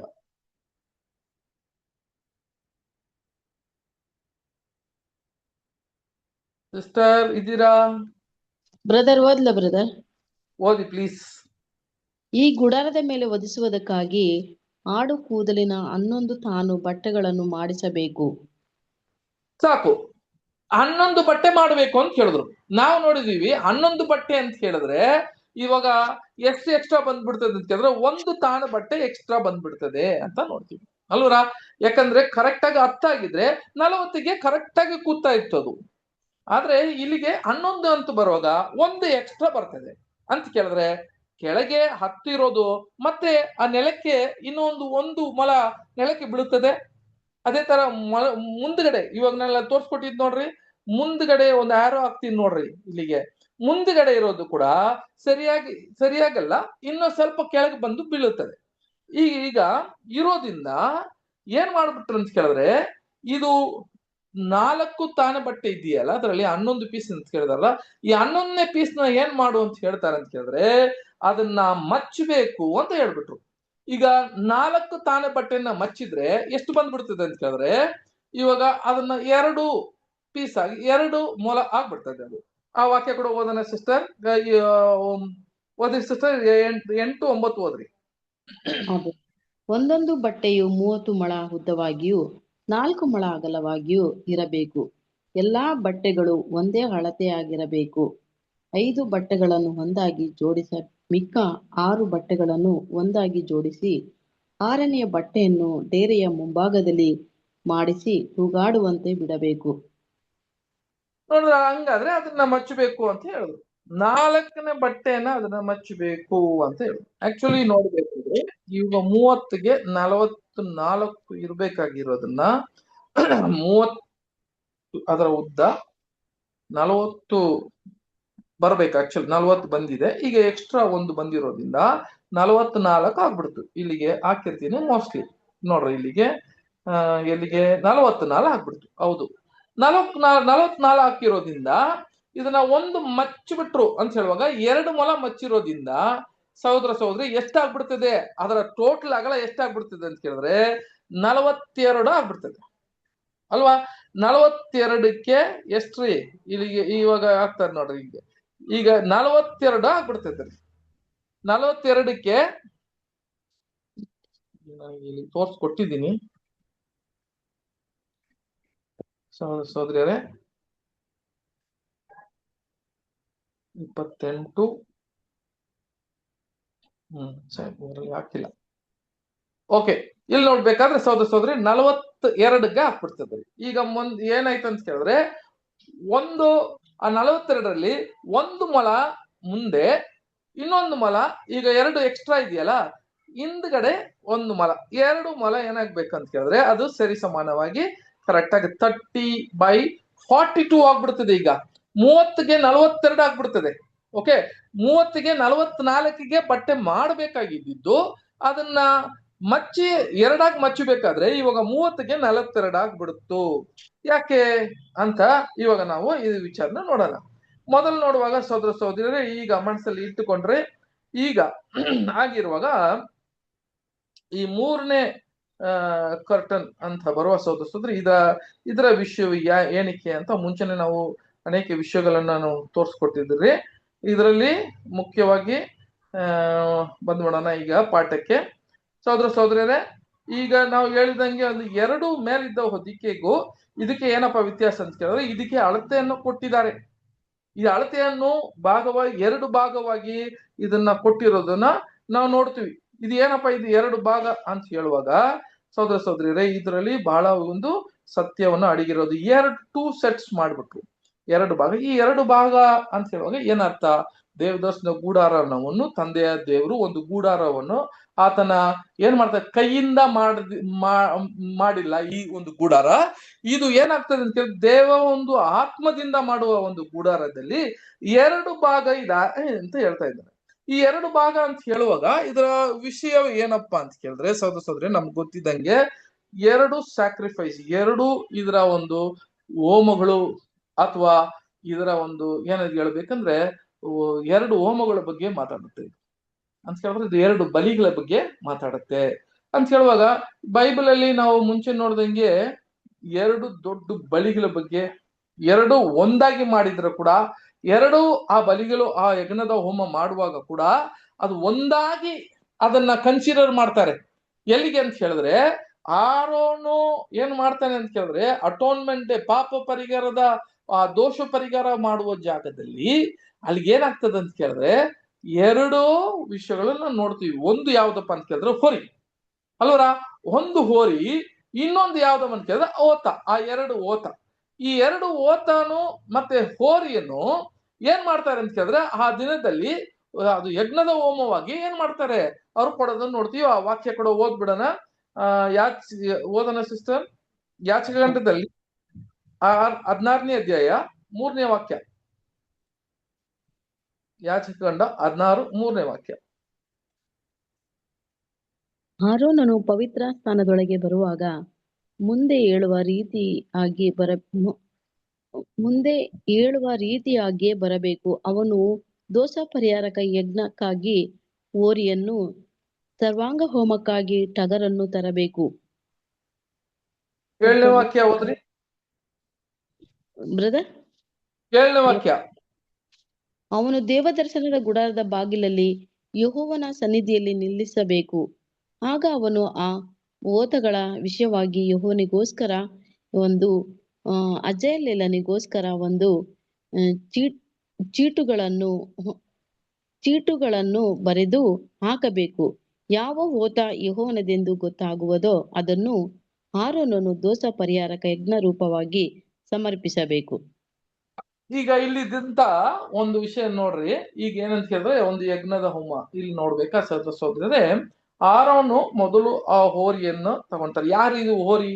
ಹೋರಿ ಯಾರನ್ನ ಸೂಚಿಸ್ತದೆ ಅಂತ ಹೇಳುವಾಗ ನಮ್ಗೆಲ್ಲ ಗೊತ್ತಿದೆ, ಅದು ಕ್ರಿಸ್ತನು. ಯಾಕಂದ್ರೆ ಅದು ದೊಡ್ಡ ಒಂದು ಹೋಮ ಅಂತ ಹೇಳುವಾಗ ಏನಂತ ಕೇಳಿದ್ರೆ ಎಲ್ಲರ ವಿಮೋಚನೆಗಾಗಿ ಆತನನ್ನು ಕೊಟ್ಟಿದ್ದನ್ನ ಸೂಚನೆ ಮಾಡ್ತದೆ. ಅದರಲ್ಲಿ ಇದ್ದಂತ ಕೊಬ್ಬು ಅಲ್ವಾ, ಅದರಲ್ಲಿ ಇದ್ದಿದ್ದಂತ ಕೊಬ್ಬುಗಳು, ಅದರಲ್ಲಿ ಇದ್ದಿದ್ದಂತ ಎಲ್ಲಾ ವಿಷಯಗಳು, ಶಕ್ತಿಗಳು ಅಂತ ನೋಡುವಾಗ ಅದು ಯಾರಿಗೂ ಹೋಲಿಕೆ ಆಗಲ್ಲ, ಅದು ಕ್ರಿಸ್ತನಿಗೆ ಹೋಲಿಕೆ ಅಂತ ನಮ್ಗೆ ಗೊತ್ತು. ಅದು ಆ ಹೋರಿ ಯಾರು ಅಂತ ಕೇಳಿದ್ರೆ ಅದು ಕ್ರಿಸ್ತನು. ಇಲ್ಲಿ ಇನ್ನೊಂದು ಏನ್ ಹೇಳ್ತಾನೆ ಅಂತ ಕೇಳಿದ್ರೆ, ತನ್ನ ಜನರಿಗಾಗಿ ಕೊಟ್ಟದ್ನು ಮೊದಲು ಆ ಹೋರಿಯನ್ನ ಕೊಟ್ರು. ಈಗ ಏನ್ ಮಾಡ್ತಾರೆ ಅಂತ ಕೇಳಿದ್ರೆ, ಆ ಓತ 2 ಓತ ಇರ್ತದೆ, ಆ ಓತಕ್ಕೆ ಚೀಟಿ ಹಾಕ್ತಾನೆ. ಆ ಚೀಟಿ ಹಾಕ್ಬಿಟ್ಟು ಆ ಚೀಟಿ ಬೀಳೋ ಯಾರಿಗೆ ಬಿಡ್ತದೋ, ಆ 2 ಓತದ ಮೇಲೆ ಯಾರಿಗೆ ಚೀಟಿ ಬಿಡುತ್ತೋ ಅದನ್ನ ಯೆಹೋವನಿಗೆ ಸಮರ್ಪಣೆ ಮಾಡ್ಬೇಕು. ಅದಿರುವಾಗ ಆ ಚೀಟಿಯನ್ನ ಬಿದ್ದಿರುವ ಆ ಒಂದು ಚೀಟಿ ಬಿದ್ದ ಒಂದು ಹೋತವನ್ನು ತಗೊಂತಾರೆ ಅಲ್ವಾ. ಇವಾಗ ಏನಾಗುತ್ತೆ ಅಂತ ಕೇಳಿದ್ರೆ, ಇವು 2 ಬಲಿಗಳು, ಇವು 2 ಹೋಮಗಳನ್ನು ಕೊಡುವಾಗ ಇದು ಒಂದೇ ಏನಂತೆ ಪಾಪ ಪರಿಹಾರಾಗಿ ಕೊಡುವ ಒಂದೇ ಹೋಮ ಅಂತ ವಾಕ್ಯ ಹೇಳುತ್ತದೆ. ಸರಿ, ಆಗಿರುವಾಗ ಇದು ನೋಡ್ರಿ, ಈ ಹೋರಿ ಕ್ರಿಸ್ತನು, ಮತ್ತೆ ಈ ಹೋತ ಯಾರು ಅಂತ ಕೇಳಿದ್ರೆ ನಮಗೆಲ್ಲ ಗೊತ್ತಿದೆ. 2 ಓತ ಇದೆ ಇಲ್ಲಿ. ಒಂದು ಚೀಟಿ ಹಾಕಿದಂತ ಓತ, ಇನ್ನೊಂದು ಚೀಟಿ ಬೀಳಲಿಲ್ಲ. ಆ ಓತ ಏನಾಗುತ್ತೆ ಅಂತ ಕೇಳಿದ್ರೆ ಏನಾಗುತ್ತೆ ರೀ? ಅದು 10ನೇ ವಾಕ್ಯ ಓದನ ಸಿಸ್ಟರ್. ಬ್ರದರ್. ಓತ ಅಜೇಲೇನನದೆಂದು ಗೊತ್ತಾಗುವುದೋ ಅದನ್ನು ಯೆಹೋವನ ಸನ್ನಿಧಿಯಲ್ಲಿ ಸಜೀವವಾಗಿ ನಿಲ್ಲಿಸಿ ಅದರ ಮೇಲೆ ದೋಷ ಹೊರಿಸಿ ಅರಣ್ಯಕ್ಕೆ ಅಜಾಲೇಲನಿಗಾಗಿ ಬಿಡಿಸಿ ಬಿಡಬೇಕು. ಈಗ ಅದರ ದೋಷ ಹೊರಿಸಿ ಅರಣ್ಯದಲ್ಲಿ ಬಿಟ್ಟು ಬಿಡ್ಬೇಕಂತೆ.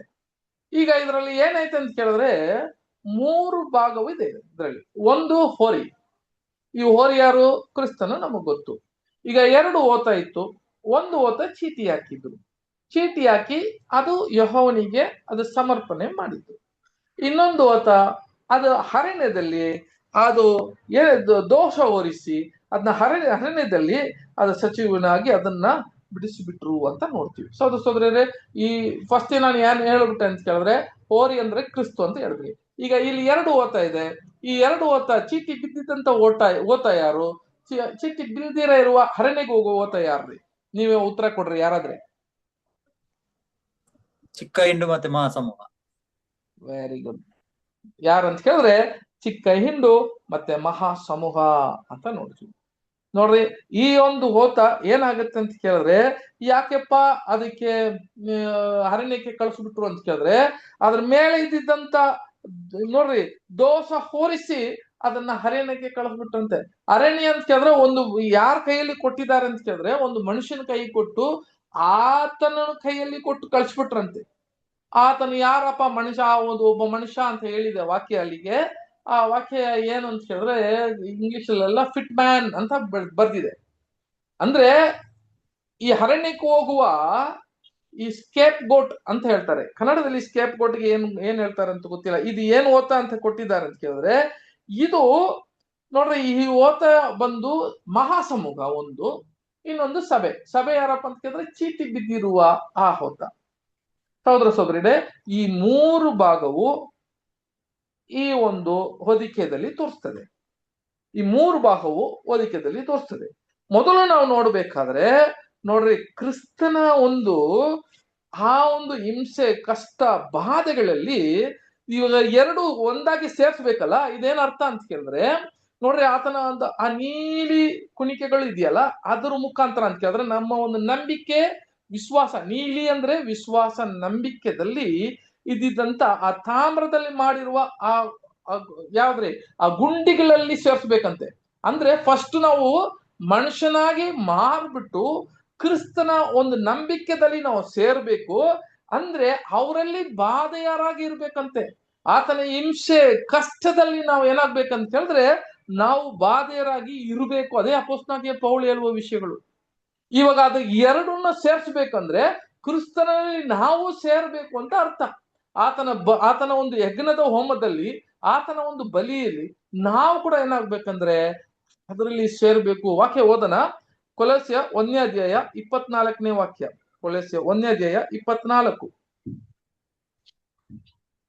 ಕೊಲಸ್ಯರಿಗೆ 1:24. 1:24. ಅಂದ್ರೆ ಅಸ್ವಾರ್ಥಿಗೆ ಸೇವಕನಾದೆನು.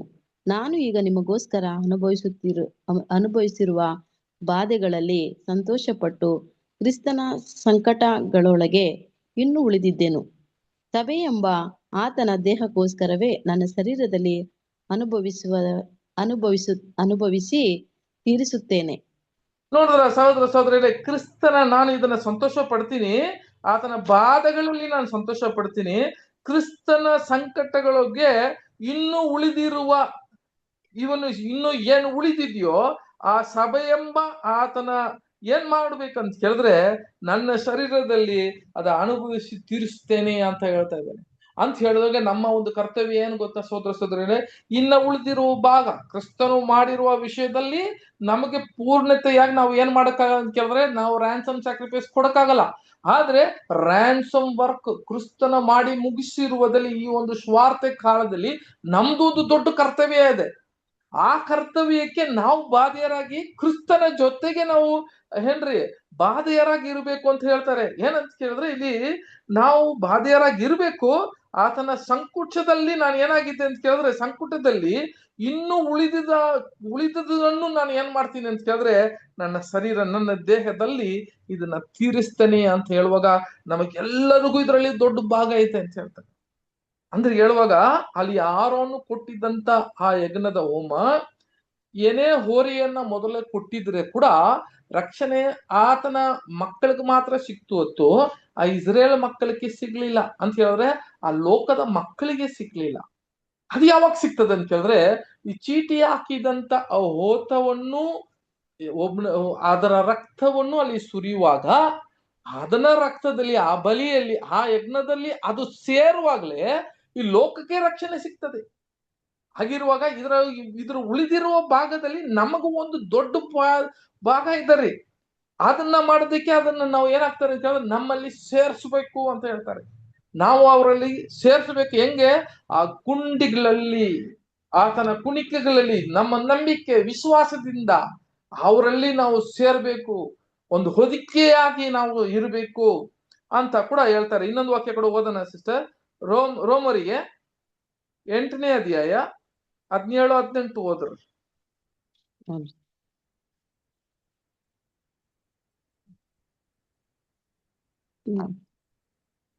ಆತ್ಮದೊಂದಿಗೆ ಅಂದ್ರೆ ಮಕ್ಕಳಾಗಿದ್ದರೆ ಬಾಧ್ಯರಾಗಿದ್ದೇವೆ, ದೇವರಿಗೆ ಬಾಧ್ಯರು, ಕ್ರಿಸ್ತನೊಂದಿಗೆ ಬಾಧ್ಯರು. ಹೇಗೆಂದರೆ ಕ್ರಿಸ್ತನಿಗೆ ಸಂಭವಿಸಿದ ಬಾಧೆಗಳಲ್ಲಿ ನಾವು ಪಾಲುಗಾರರಾಗುವುದಾದರೆ ಆತನ ಮಹಿಮೆಯಲ್ಲಿಯೂ ಪಾಲುಗಾರರಾಗುವೆವು. ಆಮೇಲೆ 18 ನಮಗೋಸ್ಕರ ಮುಂದಿನ ಕಾಲದಲ್ಲಿ ಪ್ರತ್ಯಕ್ಷವಾಗುವ ಮಹಿಮಾ ಪದವಿಯನ್ನು ಆಲೋಚಿಸಿ ಈಗಿನ ಕಾಲದ ಕಷ್ಟಗಳು ಅಲ್ಪವೇ ಸರಿ ಎಂದು ಎಣಿಸುತ್ತೇನೆ. ನೋಡಿದ್ರ ಸಹೋದರ ಮಕ್ಕಳಾದ್ರೆ ನಾವು ಬಾಧೆಯರಾಗಿರ್ತೀವಿ ಅಂತ ಹೇಳ್ತಾರೆ. ದೇವರ ಒಂದು ಬಾಧೆಯರು, ಕ್ರಿಸ್ತನೊಂದಿಗೆ ಬಾಧೆಯರು.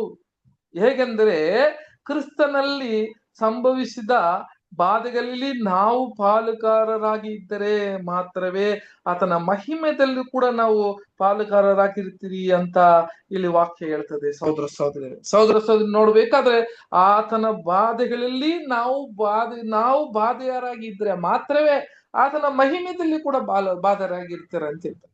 ಹಂಗಾದ್ರೆ ಬೇರೆ ನೋಡ್ರಿ, ಈಗ ಕ್ರಿಸ್ತರಲ್ಲಿ ನಾವು ಬಾಧೆಯರಾಗಿ ಇರ್ಬೇಕು.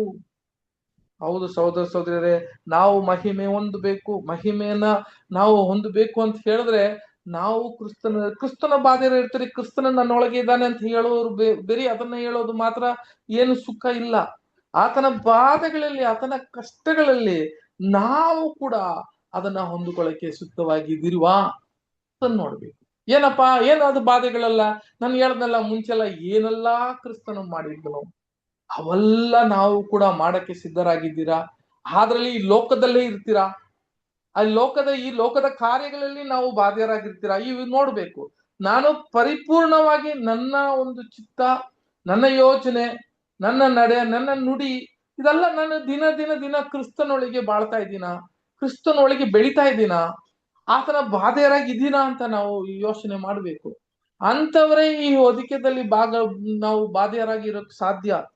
ಹೌದು, ಯಾವಾಗ ಕ್ರಿಸ್ತನಲ್ಲಿ ನಾವು ಬರ್ತಿರೋ ಈ ಲೋಕದಲ್ಲಿ ನಮಗೆ ಹಿಂಸೆ, ಕಷ್ಟ ಎಲ್ಲ ಇರ್ತದೆ.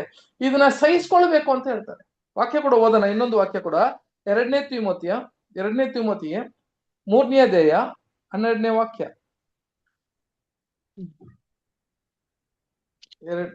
2 ತಿಮೋತಿ 3:12. ಕ್ರಿಸ್ತ ಯೇಸುವಿನಲ್ಲಿ ಇದ್ದ ಅಧ್ಯಕ್ಷರಾಗಿ ಕ್ರಿಸ್ತ ಯೇಸುವಿನಲ್ಲಿದ್ದ ಭಕ್ತರಾಗಿ ಸಂಭವಿಸುವುದಕ್ಕೆ ಮನಸ್ಸು ಮಾಡುವವರೆಲ್ಲರೂ ಹಿಂಸೆಗೊಳಗಾಗುವರು. ಆದರೆ ದುಷ್ಟರು, ವಂಚಕರು ಇತರರನ್ನು ಮೋಸ ಮಾಡುತ್ತಾ ತಾವೇ ಮೋಸ ಹೋಗುತ್ತಾ ಹೆಚ್ಚಾದ ಕೆಟ್ಟತನಕ್ಕೆ ಹೋಗುವರು. ಈಗ ಕ್ರಿಸ್ತ ಯೇಸುವಿನಲ್ಲಿ ನೋಡ್ರಿ, ಇಲ್ಲಿ ಏನ್ ಹೇಳ್ತಾರೆ ಅಂತ ಕೇಳಿದ್ರೆ, ಕ್ರಿಸ್ತ ಯೇಸುವಿನಲ್ಲಿ ನನ್ನ ಒಂದು ಸತ್ವಕಾರಿಗೆ ಏನಂತೆ ಜೀವಿಸುವುದೇ ಮನಸ್ಸು ಮಾಡುವವರೆಲ್ಲರೂ ಹಿಂಸೆಗೊಳಗಾಗುವರು. ಎಲ್ಲ ಮನಸ್ಸು ಮಾಡೋರು ಎಲ್ಲನೇ ಕ್ರಿಸ್ತನಲ್ಲಿ ಜೀವಿಸಬೇಕು ಅಂತ ಯಾರೆಲ್ಲ ನೀವು ಹೆಜ್ಜೆಯನ್ನ ತಗೊಂತೀರೋ ಅವರಿಗೆಲ್ಲ ಹಿಂಸೆ ಉಂಟು, ಕಷ್ಟ ಉಂಟು, ಹಿಂಸೆ ಇದೆ ರೀ ಸಹೋದರ. ಯಾಕಪ್ಪ ಹಿಂಸೆ ಅಂತ ಹೇಳಿದ್ರೆ, ಈ ಸ್ವಾರ್ಥ ಕಾಲದಲ್ಲಿ ಬರುವ ಈ ಸ್ವಾರ್ಥದಲ್ಲಿ ನ್ಯಾಯ ತೀರ್ಪು ಅಂತ ಹೇಳುವಾಗ ಮೊದಲು ನಮ್ಮಲ್ಲಿ ಇದು ಶುರುವಾಗ್ತದೆ. ಅಂದ್ರೆ ನಾನು ಯಾರಂತ ನನ್ನನ್ನ ನಿರೂಪಿಸೋದಿಕ್ಕೆ ಈ ಕಾಲವೇ ಅಲ್ವಾ. ಹಾಗಿರುವಾಗ ನಾನು ಕ್ರಿಸ್ತನೊಳಗೆ ಬರ್ತೀನಿ ಅಂತ ಹೇಳುವಾಗ, ಆ ಸತ್ಯದ ಮಾರ್ಗದಲ್ಲಿ ನಡೆಯುವಾಗ ನನಗೆ ಹಿಂಸೆ, ಕಷ್ಟ, ದುಃಖ ಇವೆಲ್ಲ ಇರ್ತದೆ. ಯಾಕಪ್ಪ ಇವೆಲ್ಲ ಏನಕ್ಕೆ ಇದೆಲ್ಲ ಬೇಡ್ದಿರ, ನಮಗೆ ಇದೆಲ್ಲ ಬೇಡ್ದಿರ ಕಾರ್ಯಗಳಲ್ಲ. ಸುಮ್ನೆ ಹಂಗೆ ಹೋಗ್ಬಿಡ್ಬೋದು, ಹಂಗೆ ನಾವು ಆ ಮಹಿಮೆನ ಪಡ್ಕೊಳಕ್ ಸಾಧ್ಯ ಅಂತ ಕೇಳಿದ್ರೆ ಇಲ್ಲ ಸಹೋದರ. ಯಾಕಂತ ಕೇಳಿದ್ರೆ ನಮ್ಮಲ್ಲಿ ಪ್ರಥಮ ಫಲವಾಗಿ ನಾವು ಇರ್ಬೇಕಂದ್ರೆ ಆತ್ಮೀಯ ರೀತಿಯಲ್ಲಿ ನಮ್ಮಲ್ಲಿ ಫಲವನ್ನು ಕೊಡಬೇಕು. ಆ ಪರಿಶುದ್ಧ, ಆ ಪವಿತ್ರ ಆತ್ಮದ ಇದ್ದಲ್ಲಿ ನಾವು ಫಲವನ್ನು ಕೊಡು. ಆ ಫಲ ಹೆಂಗ್ ಬರ್ತದೆ ಅಂತ ಕೇಳಿದ್ರೆ ಸುಮ್ನೆ ಬರಲ್ಲ ರೀ. ಆ ಫಲ ಹೆಂಗ್ ಬರ್ತದೆ, ನಮ್ಮ ಹಿಂಸದೊಳಗೆ ಆಗುವಾಗ, ಕಷ್ಟದಲ್ಲಿ ಬರುವಾಗ ನಾನು ಯಾರು ಅಂತ ಅದನ್ನ ತಪ್ಪೋದಿಕ್ಕೆ ದೇವರು ನಮಗೆ ಏನ್ ಕೊಡ್ತಾರೆ, ದಾರಿಯನ್ನ ತೋರಿಸ್ತಾರೆ ಅಂತ ನನಗೆ ವಾಗ್ದಾನ ಮಾಡಿದ್ದಾರೆ. ಖಂಡಿತ ಇದನ್ನ ಹಿಂಸೆನ ನಾನು ಈ ಒಂದು ವಿಷಯದಲ್ಲಿ ಕೂಡ ನಾನು ಏನ್ ಮಾಡಿದ್ದೀನಿ ಅಂತ ಕೇಳಿದ್ರೆ ಅನುಭವಿಸಿದ್ದೀನಿ ಸಹೋದರ. ಎಂತ ಕಷ್ಟ ಅಂತ ನೋಡುವಾಗ ಕೂಡ ಅದರಲ್ಲಿ ತಪ್ಪಿಸಿಕೊಳ್ಳೋದಿಕ್ಕೆ ದೇವರು ನಮಗೆ ಎಷ್ಟೊಂದು ದಾರಿಯನ್ನ ತೋರಿಸ್ಕೊಡ್ತಾನೆ ಅಂತ ಕೇಳಿದ್ರೆ ನಿಜವಾಗ್ಲೂ ಅದೆಲ್ಲ ನನಗೆ ಹೇಳಕ್ಕೆ ಸಾಧ್ಯ ಇಲ್ಲ. ಅಷ್ಟೊಂದು ದೇವರ ಮಹಿಮೆ, ದೇವರ ಕೃಪೆ ನಮ್ಮ ಮೇಲೆ ತೋರಿಸ್ತಾರೆ ಸಹೋದರ. ಹಾಗಿರುವಾಗ ನಮ್ಮ ಕ್ರಿಸ್ತನಲ್ಲಿ ಬಾಧೆಯರಾಗಿ ಇರಬೇಕು ಅಂತ ಹೇಳಿದ್ರೆ ಖಂಡಿತ ಈ ಹಿಂಸೆ, ಕಷ್ಟವನ್ನು ನಾವು ಮಾಡ್ಲೇಬೇಕು, ಬಂದೇ ಬರ್ತದೆ. ಹಾಗಿರುವಾಗ ಸಹೋದರಿ, ನಾವು ಮಾತ್ರ ಅಲ್ಲ, ಕ್ರಿಸ್ತನು ಕೂಡ ಇಂಥ ರೀತಿಯಲ್ಲಿ ಏನಾಗಿದ್ನಂತೆ ನೋಡ್ರಿ, ಆತನು ಕೂಡ ಇದೇ ತರ ಹಿಂಸೆ ಕಷ್ಟಪಟ್ಟಿದ್ನು. ಏನಕ್ಕೆ ಅಂತ ಹೇಳಿದ್ರೆ ಅದನ್ನ ಪ್ರೂವ್ ಮಾಡೋದಿಕ್ಕೆ, ಆತನ ಒಂದು ನೆರವೇರಿಸಿದಿಕ್ಕೆ. ನೋಡ್ರಿ, ಹೆಬ್ರಿಯರಿಗೆ 5ನೇ ಅಧ್ಯಾಯ 8-9 ವಾಕ್ಯ ಮಾತ್ರ ಓದಿ ಸಿಸ್ಟರ್. ಹೆಬ್ರಿಯರಿಗೆ 5ನೇ ಅಧ್ಯಾಯ 8-9. ಹೀಗೆ ಆತನು ಮಗನಾಗಿದ್ದರೂ ಸಂಭವಿಸಿದ ಬಾಧೆಗಳಿಂದಲೇ ವಿಧೇಯತ್ವವನ್ನು ಕಲಿತುಕೊಂಡನು. ಇದಲ್ಲದೆ ಆತನು ಹೀಗೆ ಸಾಕು. ಹೀಗೆ ಆತನನ್ನು ಮಗನಾಗಿದ್ದರೂ ಕೂಡ ನೋಡ್ರಿ, ಹೀಗೆ ಆತನು ಕೂಡ ಮಗನಾಗಿದ್ದರೂ ಕೂಡ ಅನುಭವಿಸಿದ ಎಲ್ಲಾ ಬಾಧೆಗಳಿಂದ ವಿಧೇಯತನವನ್ನು ಕಲಿತುಕೊಂಡನು ಅಂತ ಹೇಳ್ತಾರೆ. ನೋಡ್ರಿ, ನೀವು ವಿಧೇಯತನ ಕ್ರಿಸ್ತನಿಗೆ ಹೇಳಿಕೊಡ್ಬೇಕಾ ಸಹೋದರ. ತಂದೆಯ ದೇವರಿಗೆ ಕ್ರಿಸ್ತನು ಎಂತ ವಿಧೇಯನಂತ ಕ್ರಿಸ್ತನಿಗೆ, ತಂದೆಯ ದೇವರಿಗೆ ಗೊತ್ತು. ಕ್ರಿಸ್ತನಿಗೆ ಗೊತ್ತಿತ್ತಾ? ಕ್ರಿಸ್ತನಿಗೆ ನಾನು ಎಷ್ಟು ವಿಧೇಯನಾಗಿದ್ದೀನಿ ಅಂತ ಯಾವಾಗ ಗೊತ್ತಾಗುತ್ತೆ ಅಂತ ಕೇಳಿದ್ರೆ, ಒಬ್ಬನು ಈ ಲೋಕದಲ್ಲಿ ಇಳಿದು ಒಬ್ಬವನ್ನ ನಾನು ಅವನ್ನ ಈ ವಿಷಯಗಳನ್ನ ಅನುಭವಿಸುವಾಗಲೇ ನಮಗೆ ಗೊತ್ತಾಗುತ್ತೆ ನಾನು ವಿಧೇಯನಾಗಿದ್ದೀನ ಇಲ್ವಾ ಅಂತ, ಅಲ್ವಾ? ಹೌದು. ಎಂತ ವಿಧೇಯನಾಗಿರ್ತೀಯ ಅಂತ ಹೇಳಿದ್ರೆ ಪ್ರಾಕ್ಟಿಕಲ್ ಆಗಿ ನಮ್ಮಲ್ಲಿ ಬರುವಾಗಲೇ ಗೊತ್ತಾಗುತ್ತೆ. ಆವಾಗ ನಮಗೆ ನೋಡ್ರಿ, ಇವಾಗೆಲ್ಲ ನಾವು ಬೇಕಾದ್ರೆ ಬೈಬಲ್ ಓದ್ಬೋದು, ಎಲ್ಲಾ ವಾಕ್ಯಗಳು ಓದ್ಬೋದು, ಎಲ್ಲಾ ವಿಷಯಗಳು ಸಭೆಗಳು ಎಲ್ಲ ಮಾಡ್ಬೋದು, ಎಲ್ಲಾ ಕಾರ್ಯಗಳು ಮಾಡ್ತೀವಿ. ಆದ್ರೆ ಟೈಮ್ ಬರುವಾಗ ನಮ್ಮಲ್ಲಿ ಒಬ್ಬನ ಸ್ನೇಹ, ಒಬ್ಬನ ಪ್ರೀತಿ ಮಾಡಬೇಕು, ಒಬ್ಬರಿಗೆ ಬಿಟ್ಟು ಕೊಡ್ಬೇಕು ಅನ್ನುವಾಗ ನಮ್ಮಲ್ಲಿ ಆಗುತ್ತದ ಅಂತ ಕೇಳಿದ್ರೆ ಇಲ್ಲ. ಯಾಕಂತ ಕೇಳಿದ್ರೆ ಆ ಅನುಭವ ಬರುವಾಗ ಅದನ್ನ ನಾವು ಏನ್ ಮಾಡಕ್ಕಿಲ್ಲ ಅಂತ ಕೇಳಿದ್ರೆ ಸೋದರ ಸೋದರಿಯರೇ, ಅದನ್ನ ತೋರ್ಸಂಗಿಲ್ಲ, ತೋರ್ಸೋದೇ ಇಲ್ಲ ನಾವು. ಆದ್ರೆ ಕ್ರಿಸ್ತನ್ ಹಂಗಿಲ್ಲ. ಆತನ ಯಾವ ತರ ಇದ್ರು ಅಂತ ವಿಧೇಯತನ ಆತನ ಹೆಂಗಿದ್ದ ಅಂತ ಕೇಳಿದ್ರೆ ಈ ವಿಷಯಗಳೆಲ್ಲ ಅನುಭವಿಸುವಾಗ ಆತನು ಎಂತ ವಿಧೇಯತನ ಅಂತ ತೋರಿಸಿಕೊಟ್ಟನಂತೆ. ಅದು ಮಾತ್ರ ಅಲ್ಲ, ಆದ್ರೆ 9ನೇ ವಾಕ್ಯ ಓದಿಸಿದ್ರೆ ಇದಲ್ಲದೆ ಇದಲ್ಲದೆ ಆತನು ಸಿದ್ಧಿಗೆ ಬಂದು ದೇವರಿಂದ ಮಲ್ಕೀಷೆದಕನ ತರದ ಮಹಾಯಾಜಕನೆನಿಸಿಕೊಂಡವನಾಗಿ ತನಗೆ ವಿಧೇಯರಾಗಿರುವರೆಲ್ಲರಿಗೂ ನಿರಂತರವಾದ ರಕ್ಷಣೆಗೆ ಕಾರಣನಾದನು. ನೋಡಿದ್ರ ಮೆಲ್ಕಿಸೆದೆಕಾಗಿರುವ ಆತನು ವಿಧೇಯತನ, ಯಾರೆಲ್ಲ ಆತನಲ್ಲಿ ವಿಧೇಯತನಾಗಿರ್ತಾರೋ ಅವ್ರಿಗೆ ನಿರಂತರವಾಗಿ ರಕ್ಷಣೆಯನ್ನ ಕೊಡ್ತೀನಿ ಅಂತ.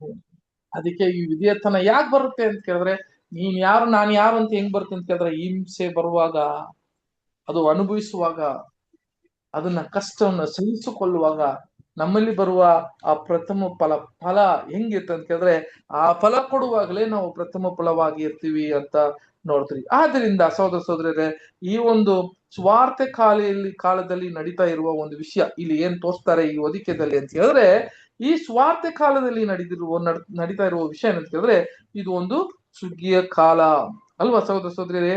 ಸುಗ್ಗಿಯ ಕಾಲ ಅಂತ ಕೇಳಿದ್ರೆ ಯಾರಿಗ ಮಾತ್ರ ಅಂತ ಕೇಳಿದ್ರೆ, ಈ ಲೋಕದಿಂದ ನಮ್ಮನ್ನ ದೇವ್ರು ಏನ್ ಮಾಡಿದ್ರು, ಕರೆದು ಅದು ಕರೆದು ಬಿಟ್ಟು ಬರೀ ಕರೆಯವರಿಗೇನೆ ಮಹಿಮೆ ಕೊಟ್ಬಿಡ್ತಾರ ಅಂತ ಕೇಳಿದ್ರೆ ಇಲ್ಲ. ಕರೆ ಕೊಟ್ರು, ಕರೆ ಬಂದಿದೀವಿ, ಕರೆ ಕೊಟ್ಟುಕೊಂಡು ಯಾರೆಲ್ಲ ಕರೆಯ ಒಳಗೆ ಬಂದಿದೀವೋ ಯಾರನ್ನ ಹಾದುಕೊಂತಾರೋ ಅಂತ ಬರ್ತಾರೆ ನೋಡ. ಹಂಗಾದ್ರೆ ಯಾರನ್ನ ಹಾದುಕೊಂತಾರೋ ತುಂಬಾ ಮುಖ್ಯ. ಸೊ ಹೂ ಆರ್ ಕಾಲ್ಡ್, ಯಾರನ್ನ ಹಾದುಕೊಂತಾರೋ ಆತನನ್ನೇ ಮಹಿಮೆಯನ್ನು ಹೊಂದಿಕೊಳ್ಳೋದು. ವಾಕ್ಯ ಓದ್ಬಿಡೋಣ ಸರ್. 8ನೇ ರೋಮಾಪುರಿಯರಿಗೆ 8:29, 29-30.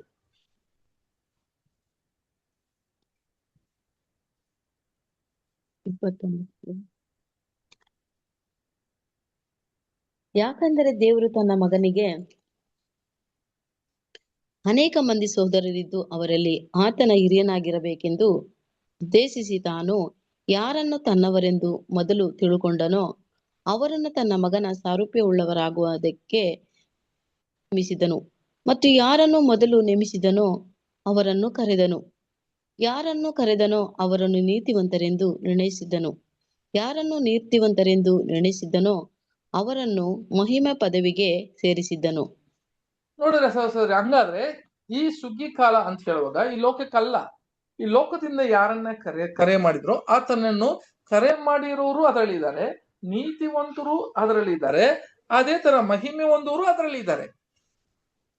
ಈಗ ಈ ಒಂದು ದೇವದರ್ಶನ ಗುಡಾರದಲ್ಲಿ ಕರೆ ಮಾಡಿದಂತ ನಾವೆಲ್ಲ ಕೂಡ ಏನ್ ಮಾಡಿದ್ವಿ ಅಂತ ಕೇಳಿದ್ರೆ ಬಂದಿದೀವಿ. ಈ ಸುಗ್ಗಿ ಕಾಲದಲ್ಲಿ ಸಹೋದರ ಸಹೋದರಿ ಇಲ್ಲಿ ಮಾಡಿದಂತ ಒಂದು ವಿಷಯ ಏನಂತ ಕೇಳಿದ್ರೆ, ಇದರಲ್ಲಿ 2 ಭಾಗ ಹಾರ್ವೆಸ್ಟ್ ನಡೀತದೆ. ದೇವರ ವಾಕ್ಯದಲ್ಲಿ ನಮಗೆ ಏನಾಗುತ್ತೆ ಅಂತ ಕೇಳಿದ್ರೆ, ಭಾಗ ಮಾಡುವ ನಮ್ಮಲ್ಲಿ ಬರುವ ಆ ತೀರ್ಪು ನಮ್ಮಲ್ಲಿ ಬರುವ ಅದರಲ್ಲಿ ಯಾರಪ್ಪ ಸೆಲೆಕ್ಟ್ ಆಗ್ತಾರೆ, ಅದರಲ್ಲಿ ಯಾರು ದೇವರ ಆದುಕೊಂತಾರೋ ಅದು ಏನಾಗುತ್ತೆ ಅಂತ ಕೇಳಿದ್ರೆ 10 ಕನ್ನಿಗೆಗಳ 10 ಕನ್ನಿಗೆಗಳ ನೋಡ್ಬೇಕಾದ್ರೆ ಅವ್ರ ಕೈಯಲ್ಲಿ ಏನಿತ್ತಂತೆ, ಬರುವಾಗ ಕ್ರಿಸ್ತನ ಎಣ್ಣೆ ಇತ್ತಂತೆ ಅಲ್ವಾ. ಇನ್ನು ಅದು 5ರಲ್ಲಿ ಎಣ್ಣೆ ಇತ್ತಂತೆ, ಇನ್ನ 5ಕ್ಕೆ ಏನಿರ್ಲಿಲ್ಲ ಅಂತ ಹೇಳಿದ್ರೆ ಸಹೋದರ ಸಹೋದರಿ ಅವ್ರ ಕೈಯಲ್ಲಿ ಎಣ್ಣೆ ಇರ್ಲಿಲ್ಲ. ನೋಡಿ, ಇದೆ ಹಾರ್ವೆಸ್ಟ್. ಇವಾಗ ಇಲ್ಲಿ ಏನಂತ ಹೇಳಿದ್ರೆ ಅವ್ರು ಕೂಡ ಸಭೆಗಾಗಿ ಕರೆಯಲ್ಪಟ್ಟಿದ್ದಾರೆ, ಅವ್ರು ಕೂಡ ಸಭೆಗಾಗಿ ಕರೆಯಲ್ಪಟ್ಟಿರುವರೆ, ಅವ್ರು ಓಡ್ತಾರೆ. ಆದ್ರೆ ಇವ್ರಿಗೂ ನಮಗೆ ಏನು ವ್ಯತ್ಯಾಸ ಅಂತ ಕೇಳಿದ್ರೆ, ಅವರಲ್ಲಿ ಕೈಯಲ್ಲಿ ಇದ್ದಿದ್ದಂತ ಎಣ್ಣೆ ಅಂತ ಹೇಳಿದ್ರೆ ಆ ಪವಿತ್ರಾತ್ಮದಲ್ಲಿ ಯಾವಾಗೂ ಏನ್ ಮಾಡಿದಾರಂತೆ, ಅವರು ಅದರಲ್ಲೇ ಅದನ್ನ ಮೆಚ್ಚಿಕೊಂಡಿದ್ರು ಅಂತ ನೋಡ್ತೀವಿ.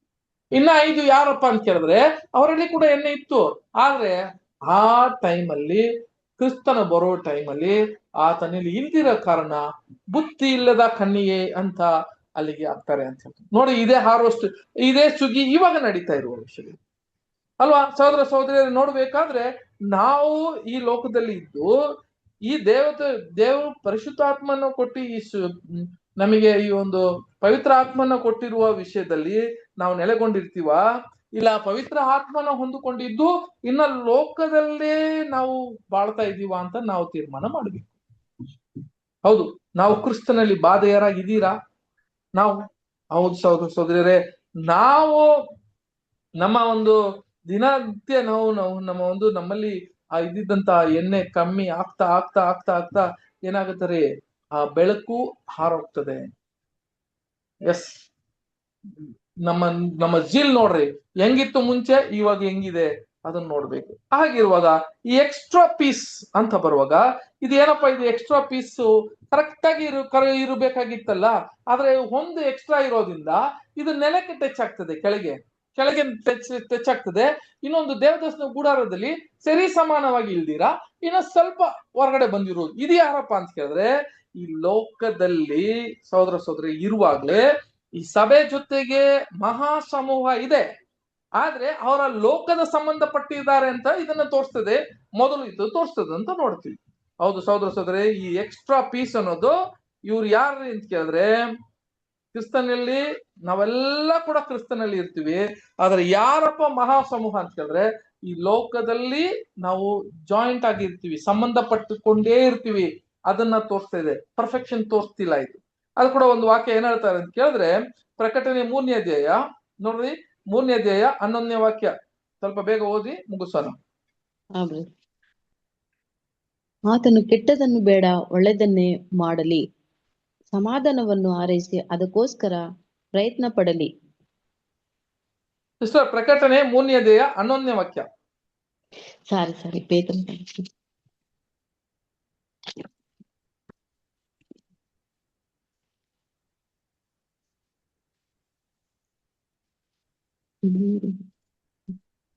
ಬೇಗನೆ ಬರುತ್ತೇನೆ, ನಿನಗಿರುವುದನ್ನು ಹಿಡಿದುಕೊಂಡಿರು, ನಿನ್ನ ಜಯಮಾಲೆಯನ್ನು ಯಾರು ಅಪಹರಿಸಬಾರದು.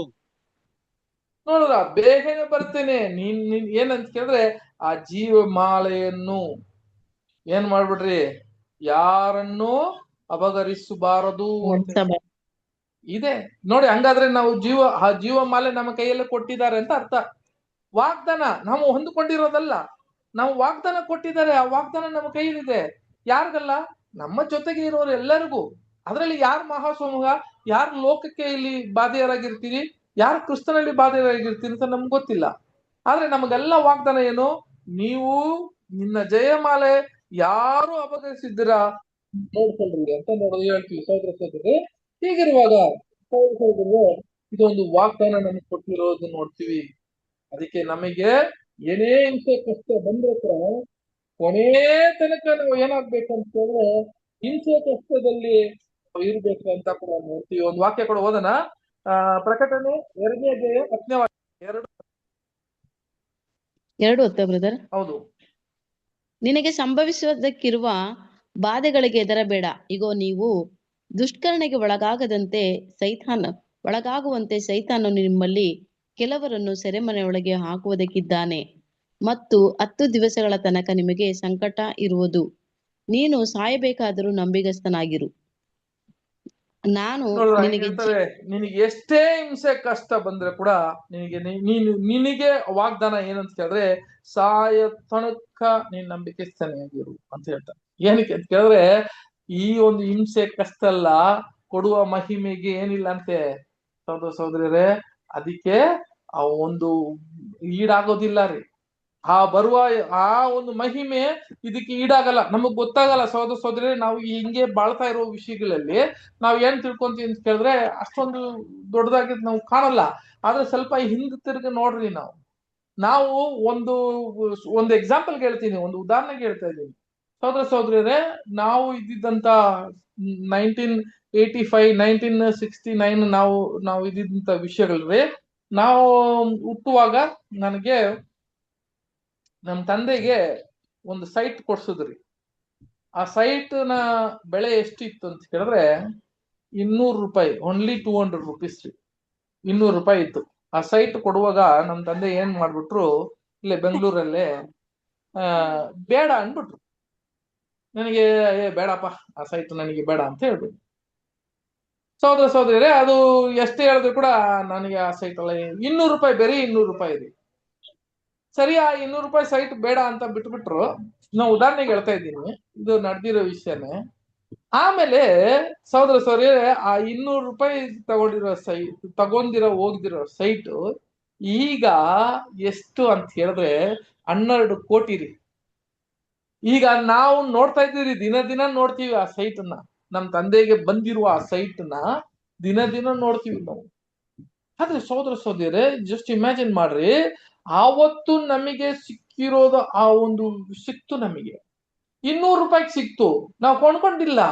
ಅಯ್ಯೋ ಬೇಡ ಹೋಗ್ರಿ, ನಮ್ಮಲ್ಲಿ ಇರೋ 200 ರೂಪಾಯಿ 300 ರೂಪಾಯಿ ಇಟ್ಕೊಂಡು ಹಂಗೆ ಇರ್ಬೋದು, ಏನಕ್ಕೆ ಸುಮ್ನೆ ಇದನ್ನ ಇನ್ವೆಸ್ಟ್ ಮಾಡೋದು ಹಂಗಂತ ಬಿಟ್ಬಿಟ್ಟದಕ್ಕೆ ಇವಾಗ 12 ಕೋಟಿ ಇದೆ, ಅದ ಕಡೆ ತಿರ್ಗಿ ಕೂಡ ನೋಡಕ್ ಸಾಧ್ಯ ಇಲ್ಲ.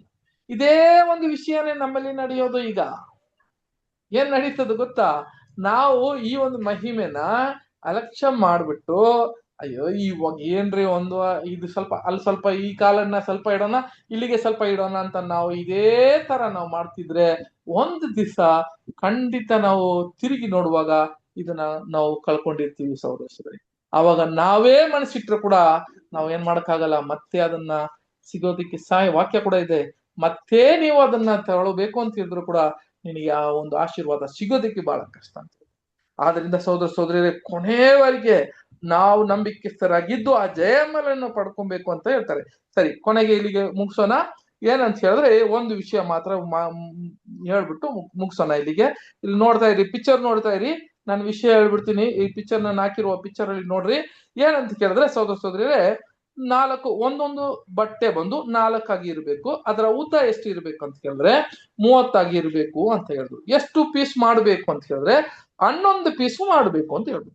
ಓಕೆ, ಸರಿ, 11 ಪೀಸ್ ಅಲ್ಲಿ ಇವಾಗ ಏನ್ ಮಾಡ್ಬೇಕು ಅಂತ ಕೇಳಿದ್ರೆ, ಇದು ಯಾಕಪ್ಪ 1,45 ಇದು ಸಭೆಗೆ ಹೋಲಿಕೆ ಮಾಡ್ತೀನಿ ಅಂತ ಕೇಳಿದ್ರೆ, ಇದರ ಒಂದು ಪ್ಯಾರಾಮೀಟರ್ ಅಂದ್ರೆ ಫುಲ್ ಪ್ಯಾರಾಮೀಟರ್ ಲೆಕ್ಕ ಮಾಡಿದ್ರೆ ಸಹೋದರ ಸಹೋದರಿಯರೇ, ಇದು ಯಾರಿಗೆ ಹೋಲಿಕೆ ಆಗ್ತದೆ ಅಂತ, ಕ್ರಿಸ್ತನ ಸಭೆಗೆ ಅದು ಹೋಲಿಕೆ ಆಗ್ತದೆ ಅಂತ ನೋಡ್ತೀವಿ. ಓಕೆ, ಸರಿ, ಇಲ್ಲಿ ನೋಡ್ರಿ 11 ಪೀಸ್ ಇತ್ತು, ಅದರಲ್ಲಿ ಮಚ್ಚುವಾಗ ಎಷ್ಟಾಯ್ತು ಅಂತ ಕೇಳಿದ್ರೆ 44 ಇರಬೇಕಾಗಿರೋದು 42 ಆಯ್ತು ಅಂತ ಹೇಳುವಾಗ, ಇಲ್ಲಿ ನೋಡ್ರಿ 42 ಇವರು ಎಷ್ಟಾಯ್ತು ಟೋಟಲ್ ಅಂತ ಕೇಳಿದ್ರೆ, ಇದರ ಟೋಟಲ್ ಪ್ಯಾರಾಮೀಟರ್ ಎಷ್ಟಾಯ್ತು ಅಂದ್ರೆ 40ಗೆ 30. ಇದನ್ನ ಕೂಡಿಸುವಾಗ ನೋಡಿ, ಒಂದ್ ಕಡೆ 42. ಓಕೆ, ಯಾಕಂದ್ರೆ ನಾವು ಮಚ್ಬಿಟ್ಟಿದ್ದೀರಲ್ಲ, ಆದ್ರಿಂದ 42 42. ಅದರ ಈಗ ಅಗಲ ಎಷ್ಟಿದೆ ಅಂತ ಕೇಳಿದ್ರೆ 30. ಅಂದ್ರೆ 42ಕ್ಕೆ 30 42ಗೆ 30 ಅಂತ ಹಾಕಿದ್ರೆ ಇದು ಎಷ್ಟು ಬರುತ್ತೆ ಅಂತ ಕೇಳಿದ್ರೆ 144 144 ಬರ್ತದೆ ಅಂತ ನೋಡ್ತೀವಿ. ಏನಪ್ಪಾ ಇದು ಬರೀ 144 ಬರ್ತದೆ ಅಂತ ಹೇಳುವಾಗ, ಯಾಕಂತ ಕೇಳಿದ್ರೆ ಈಗ ನೋಡ್ರಿ, ಇವಾಗ ಕೆಳಗೆ ಹಾಕಿದ್ವಿ ನೋಡ್ರಿ, ಇದು 144 ಅಂತ ಬರುವಾಗ ಇದರ ತಂದೆಯಾದ ದೇವರ ಒಂದು ನಂಬರ್ ಇದೆ, ಒಂದು ಎಣ್ಣಿಕೆ ಇದೆ. ಎಷ್ಟು ಗೊತ್ತಾ ಅವ್ರದ್ದು ನಂಬರು? 1000 ಅಂತ ನೋಡ್ತೀವಿ. 1000. ಹಂಗಾದ್ರೆ 140 1000 ಸೇರಿಸಿದ್ರೆ ಅದಕ್ಕೆ ಎಷ್ಟು ಬರುತ್ತೆ ಅಂತ ಹೇಳಿದ್ರೆ 1,44,000 ಅಂತ ಈ ಒಂದು ಕಂಪ್ಲೀಟ್ ಇದ್ದ ಹೊದಿಕೆಯನ್ನ ಲೆಕ್ಕ ಮಾಡುವಾಗ ಇದು ಸಭೆಯನ್ನ ತೋರ್ಸ್ಕೊಡ್ತದೆ ಅಂತ ನೋಡ್ತೀವಿ. ಒಂದಿದು. ಇನ್ನೊಂದು ನೋಡ್ರಿ, ಇದರ ಲೆಕ್ಕ ನೋಡುವಾಗ ಇಲ್ಲಿ ನೋಡ್ರಿ, ಇವಾಗ 30ಗೆ 4 ಒಂದು ಪ್ಯಾರಾಮೀಟರ್ ಇದು. ಓಕೆ, ಒಂದು ಪ್ಯಾರಾಮೀಟರ್ ಅಂತ ಹೇಳುವಾಗ 4ಗೆ 30 ಕೊಟ್ಟಿದ್ರಲ್ಲ, 4ಗೆ 30 ಅಂತ ಕೇಳುವಾಗ ಇದರ ಸ್ಕ್ವಯರ್ ಕ್ಯೂಬಿಟ್ ಇಲ್ಲಿ ಮೇಲೆ ಹಾಕಿದ್ದೀನಿ ನೋಡ್ರಿ. 4ಗೆ 30 ಅಂತ ಹೇಳುವಾಗ ಒಂದು ಸ್ಕ್ವಯರ್ ಕ್ಯೂಬಿಟ್ ಎಷ್ಟು ಅಂತ ಹೇಳುವಾಗ 120 ಬರುತ್ತೆ ಸ್ಕ್ವಯರ್ ಕ್ಯೂಬಿಟ್. ಓಕೆ, ಇದನ್ನ ಹಂಗೆ ನೋಡ್ಕೊಳ್ರಿ. ಆಮೇಲೆ ಅದರ ಪೂರ್ತಿ ತಗೊಳ್ಳುವಾಗ 30ಗೆ 4 ಇಂಟು 11 ಅಂತ ಹಾಕುವಾಗ ಇದರ ಸ್ಕ್ವಯರ್ ಮೀಟರ್ ಎಷ್ಟು ಬರುತ್ತೆ ಅಂತ ಕೇಳಿದ್ರೆ 1,320 ಸ್ಕ್ವಯರ್ ಕ್ಯೂಬಿಟ್ ಬರುತ್ತೆ ಅಂತ ನೋಡ್ತೀವಿ. ಇದು ಎಷ್ಟು ಬರುತ್ತೆ ಅಂತ ಕೇಳಿದ್ರೆ ಇದು ಲೆಕ್ಕ ಮಾಡಿದ್ರೆ ಮತ್ತೆ 1,440 ಸ್ಕ್ವಯರ್ ಕ್ಯೂಬಿಟ್ ಇದು ತೋರಿಸ್ತದೆ. ಅಂದ್ರೆ ಮತ್ತೆ ನೋಡ್ರಿ, ಇವು ಒಂದೊಂದು ಸಪರೇಟ್ ಆಗಿ ಮಾಡಿದ್ರೆ ಕೂಡ ಅದು 1,44,000 ತೋರಿಸ್ತದೆ. ಇಲ್ಲಿ ಕೂಡ 1,440 ಸ್ಕ್ವಯರ್ ಕ್ಯೂಬಿಟ್ ತೋರಿಸ್ತದೆ. ಆದ್ರೆ ಅಲ್ಲಿ ತಂದೆ ದೇವರನ್ನ ಹೆಣ್ಣು ಅಂತ ಹಾಕುವಾಗ, ನಂಬರ್ ಹಾಕುವಾಗ 1000 ಹಾಕುವಾಗ 1,44,000 ಬಂದ್ಬಿಡ್ತು. ಇಲ್ಲಿ ಕ್ರಿಸ್ತನ ನಂಬರ್ ಎಷ್ಟು ಅಂತ ಕೇಳಿದ್ರೆ 100 ಅಂತ ಹಾಕುವಾಗ ಇಲ್ಲಿಗೆ ಎಷ್ಟು ಬರುತ್ತೆ ಅಂತ ಕೇಳಿದ್ರೆ 1,440 ಇಂಟು 100 ಹಾಕಿದ್ರೆ ಕ್ರಿಸ್ತನು ಸೇರಿಸಿದ್ರೆ ಇದು 1,44,000 ತೋರ್ಸ್ಕೊಡುತ್ತೆ ಅಂತ. ಸರಿ, ಆಗಿರುವಾಗ ಸಹೋದರ ಸಹೋದರರೇ, ಇಲ್ಲಿ ಇದ್ದಿದ್ದಂತ ಮೇಲಿದ್ದಂತ ಹೊದಿಕೆ ಯಾರನ್ನ ತೋರಿಸ್ತದೆ ಅಂತಂದ್ರೆ 1,44,000 ತೋರ್ಸ್ಕೊಡ್ತದೆ. ಅದರಲ್ಲಿ ಕ್ರಿಸ್ತನಲ್ಲಿ ಬಾಧೆಯರಾಗಿರೋದಕ್ಕೆ ಒಂದು ಎಕ್ಸ್ಟ್ರಾ ಇರೋ ಕಾರಣ ಏನಂತ ಕೇಳಿದ್ರೆ, ನಮ್ಮಲ್ಲಿ ಕೂಡ ನಮ್ಮ ಸಭೆಯಲ್ಲಿ ಮಹಾಸಮೂಹ ಕೂಡ ಇದೆ. ಅದು ಅದರಲ್ಲಿ ಫಿಟ್ ಆಗಲ್ಲ, ಆಗ ಕರೆಕ್ಟ್ ಆಗಿ ಫಿಟ್ ಆಗಲ್ಲ. ಅದು ಏನಾಗುತ್ತೆ ಅಂತ ಕೇಳಿದ್ರೆ ನೆಲವನ್ನು ಮುಟ್ಟುತ್ತಾ ಇದೆ, ಅಂದ್ರೆ ಲೋಕದಲ್ಲಿ ಮುಟ್ಟುತ್ತಾ ಇದೆ. ಈ ಕಡೆ ಸರಿಗೆ ಮುಚ್ಚುತ್ತಾ ಇಲ್ಲ, ಅದು ಕೂಡ ನೆಲವನ್ನು ಮುಟ್ಟುತ್ತಾ ಇದೆ. ಆದ್ರಿಂದ ಏನ್ ಹೇಳ್ತಾರೆ ಅಂತ ಕೇಳಿದ್ರೆ, ಈ ಮೇಲ್ಹೊದಿಕೆ, ಈ ಆಡು ಕೂದಲಿನ ಮಾಡಿರುವ ಮೇಲ್ಹೊದಿಕೆ ಇಬ್ರನ್ನ ತೋರಿಸ್ತದೆ, ಸಭೆ ಮತ್ತೆ ಮಹಾಸಮೂಹವನ್ನು ಇದು ತೋರ್ಸ್ಕೊಡ್ತದೆ ಅಂತ ನಾವು ನೋಡ್ತೀವಿ. ಮುಂದಿನ ಭಾಗದಲ್ಲಿ ಬರುವಾಗ ಅಲ್ಲಿಗೆ ಏನಾಗುತ್ತೆ ಅಂತ ಕೇಳಿದ್ರೆ, ಸಹೋದರ ಸಹೋದರಿಯರೇ, ನಾವು ಬರುವಾರ ಯಾವ್ದು ಓದೋಣ ಅಂತ ಕೇಳಿದ್ರೆ, ಅದು ನೆಕ್ಸ್ಟ್ ನೋಡ್ರಿ ಇಲ್ಲಿಗೆ ಇರುತ್ತೆ. ನಾರೆ ಬಟ್ಟೆಯಲ್ಲಿ ಮಾಡಿದಂತ 10 ಕರೆಕ್ಟ್ ಆಗಿ 10 ಅದು ಏನಪ್ಪಾ ಅಂತ ಕೇಳಿದ್ರೆ ನೆಕ್ಸ್ಟ್ ವೀಕು ನಾವು ಇದನ್ನ ಓದೋಣ. ಬಹಳ ತಾಳ್ಮೆಯಿಂದ ಕೂಡ ನೀವು ಕೇಳಿರುವ ಸಹೋದರ ಸಹೋದರಿಯರಿಗೆ ಈ ಒಂದು ವಾಕ್ಯನ ಜ್ಞಾಪಕ ಇಟ್ಕೊಳ್ರಿ. ಮತ್ತೆ ಏನು ಮಾಡೋಣ ಅಂತ ಕೇಳಿದ್ರೆ, ನೆಕ್ಸ್ಟ್ ವೀಕು ನಾವು ಇನ್ನೊಂದು ಹೊದಿಕೆ ಇದೆ, ಆ ಹೊದಿಕೆಯನ್ನ ಮುಗಿಸ್ಬಿಟ್ರೆ ಇದು ಹೊದಿಕೆಗಳು ಮುಗಿಸಾಗುತ್ತದೆ. ಆದ್ರೆ ನೆಕ್ಸ್ಟ್ ಏನಕ್ಕೆಪ್ಪ 10 ಮಾತ್ರ ಕೊಟ್ಟಿದ್ರು, ಆದ್ರೆ ಇದು ಅಳತೆ ಕೂಡ ಬೇರೆ ಕೊಟ್ಟಿದ್ರು. ಏನಂತ ಕೇಳಿದ್ರೆ ಅದು 30 ಇತ್ತು, ಇದರಲ್ಲಿ 28 ಕೊಟ್ಟಿದ್ದಾರೆ. 4ಗೆ 28 ಏನು, 4ಗೆ 28, 4ಗೆ 30 ಏನೋ ಅದರಲ್ಲಿ ಕೂಡ ವ್ಯತ್ಯಾಸ ಇದೆ. ಏನು ತೋರಿಸ್ತಾ ಇದ್ದಾರೆ ಅಂತ ನೋಡ್ಬೋದು. ತಂದೆ ದೇವರು ಈ ವಾಕ್ಯವನ್ನು ಆಶ್ರಯಿಸ್ಲಿ. ಇದನ್ನ ತಾಳ್ಮೆಯಿಂದ ಕೇಳಿರುವ ಸಹೋದರ ಸಹೋದರಿಯರಿಗೆ ನೀವು ವಂದನೆ ತೋರಿಸ್ಬಿಡ್ತೀನಿ. ಸಹೋದರ ಸಹೋದರರೇ, ಬ್ರದರ್ ನಮ್ಮಲ್ಲಿ ಇದ್ದಂತ ಮೋಹನ್ ಬ್ರದರ್ ಹೋಗ್ಬಿಟ್ರ, ಮೋಹನ್ ರಾಜ್ ಬ್ರದರ್ ಒಂದು ಪ್ರೇಯರ್ ಮಾಡಿಸಿ. ಬ್ರದರ್ ಮಾಡ್ತೇನೆ ಬ್ರದರ್. ಕೇಳಿಸ್ತದ ಬ್ರದರ್? ಕೇಳಿಸ್ತದೆ. ಪ್ರಾರ್ಥನೆ ಮಾಡಿಕೋಣ. ಸರ್ವಶಕ್ತನು ಮೌನತನು ಸರ್ವಸೃಷ್ಟಿಗೆ ಯಜಮಾನಾಗಿರ್ತಕ್ಕಂಥ ಪರಲೋಕದ ಜೀವಳ ನಮ್ಮ ತಂದೆಯ ದೇವರೇ, ಮತ್ತೊಂದು ಆರ್ತೆ ನಿನಗೆ ಕೃತಜ್ಞತೆಯನ್ನು ಸಲ್ಲಿಸ್ತೇವೆ. ಈ ಸಂಜೆ ವೇಳೆಯಲ್ಲಿ ಉತ್ತಮ ಅಂತ ಒಂದು ಪಾಠವನ್ನು ಕಲೀಲಿಕ್ಕೆ ನಮಗೆ ಸಹಾಯ ಮಾಡಿದರೆ ನಿಮ್ಮ ಸ್ತೋತ್ರ. ಬ್ರದರ್ ಅವ್ರ ಮೂಲಕ ಕೊಟ್ಟಂತೆ ಒಳ್ಳೆ ವಾಕ್ಯಕ್ಕಾಗಿ ನಿಮಗೆ ವಂದನೆಗಳು ಸಲ್ಲಿಸ್ತೇವೆ. ಅದನ್ನು ಕೇಳಿ ಕಲಿತುಕೊಂಡು ಇನ್ನೊಬ್ಬರಿಗೆ ಕಲಿಸುವಂಥ ಜ್ಞಾನದಲ್ಲಿ ನಮ್ಮನ್ನು ನಡೆಸು, ನಮ್ಮನ್ನು ಬಲಪಡಿಸು. ಸೇರಿ ಬಂದಿರತಕ್ಕಂಥ ಎಲ್ಲ ಸಹೋದರ ಸಹೋದರಿಯರಿಗಾಗಿ ಮತ್ತು ಬ್ರದರ್ ಅವರ ಕುಟುಂಬಕ್ಕಾಗಿ ಎಲ್ಲರಿಗಾಗಿ ಮತ್ತೊಂದು ಅರ್ಥ ಪ್ರಾರ್ಥನೆ. ಈ ರಾತ್ರಿ ಸುಖಕರ ನಿದ್ರೆಯಲ್ಲಿ ನಡೆಸಿ ನಾಳಿನ ಹೊಸದನ್ನು ತೋರ್ಪಡಿಸಬೇಕೆಂದು ಕ್ರಿಸ್ತೇಸುವಿನ ನಾಮದಲ್ಲಿ ಬೇಡಿ ಹೊಂದಿದ್ದೇವೆ ನಮ್ಮ ಪರಲೋಕದ ಜೀವಳ ನಮ್ಮ ತಂದೆಯ ದೇವರೇ. Amen. Amen. Thank you brothers, thank you sister, ಎಲ್ಲ ಸಹೋದರ ಸಹೋದರಿಗೆ thank you. Bye. Thank you brother. ಎಲ್ಲ ಥ್ಯಾಂಕ್ ಯು ಬ್ರದರ್.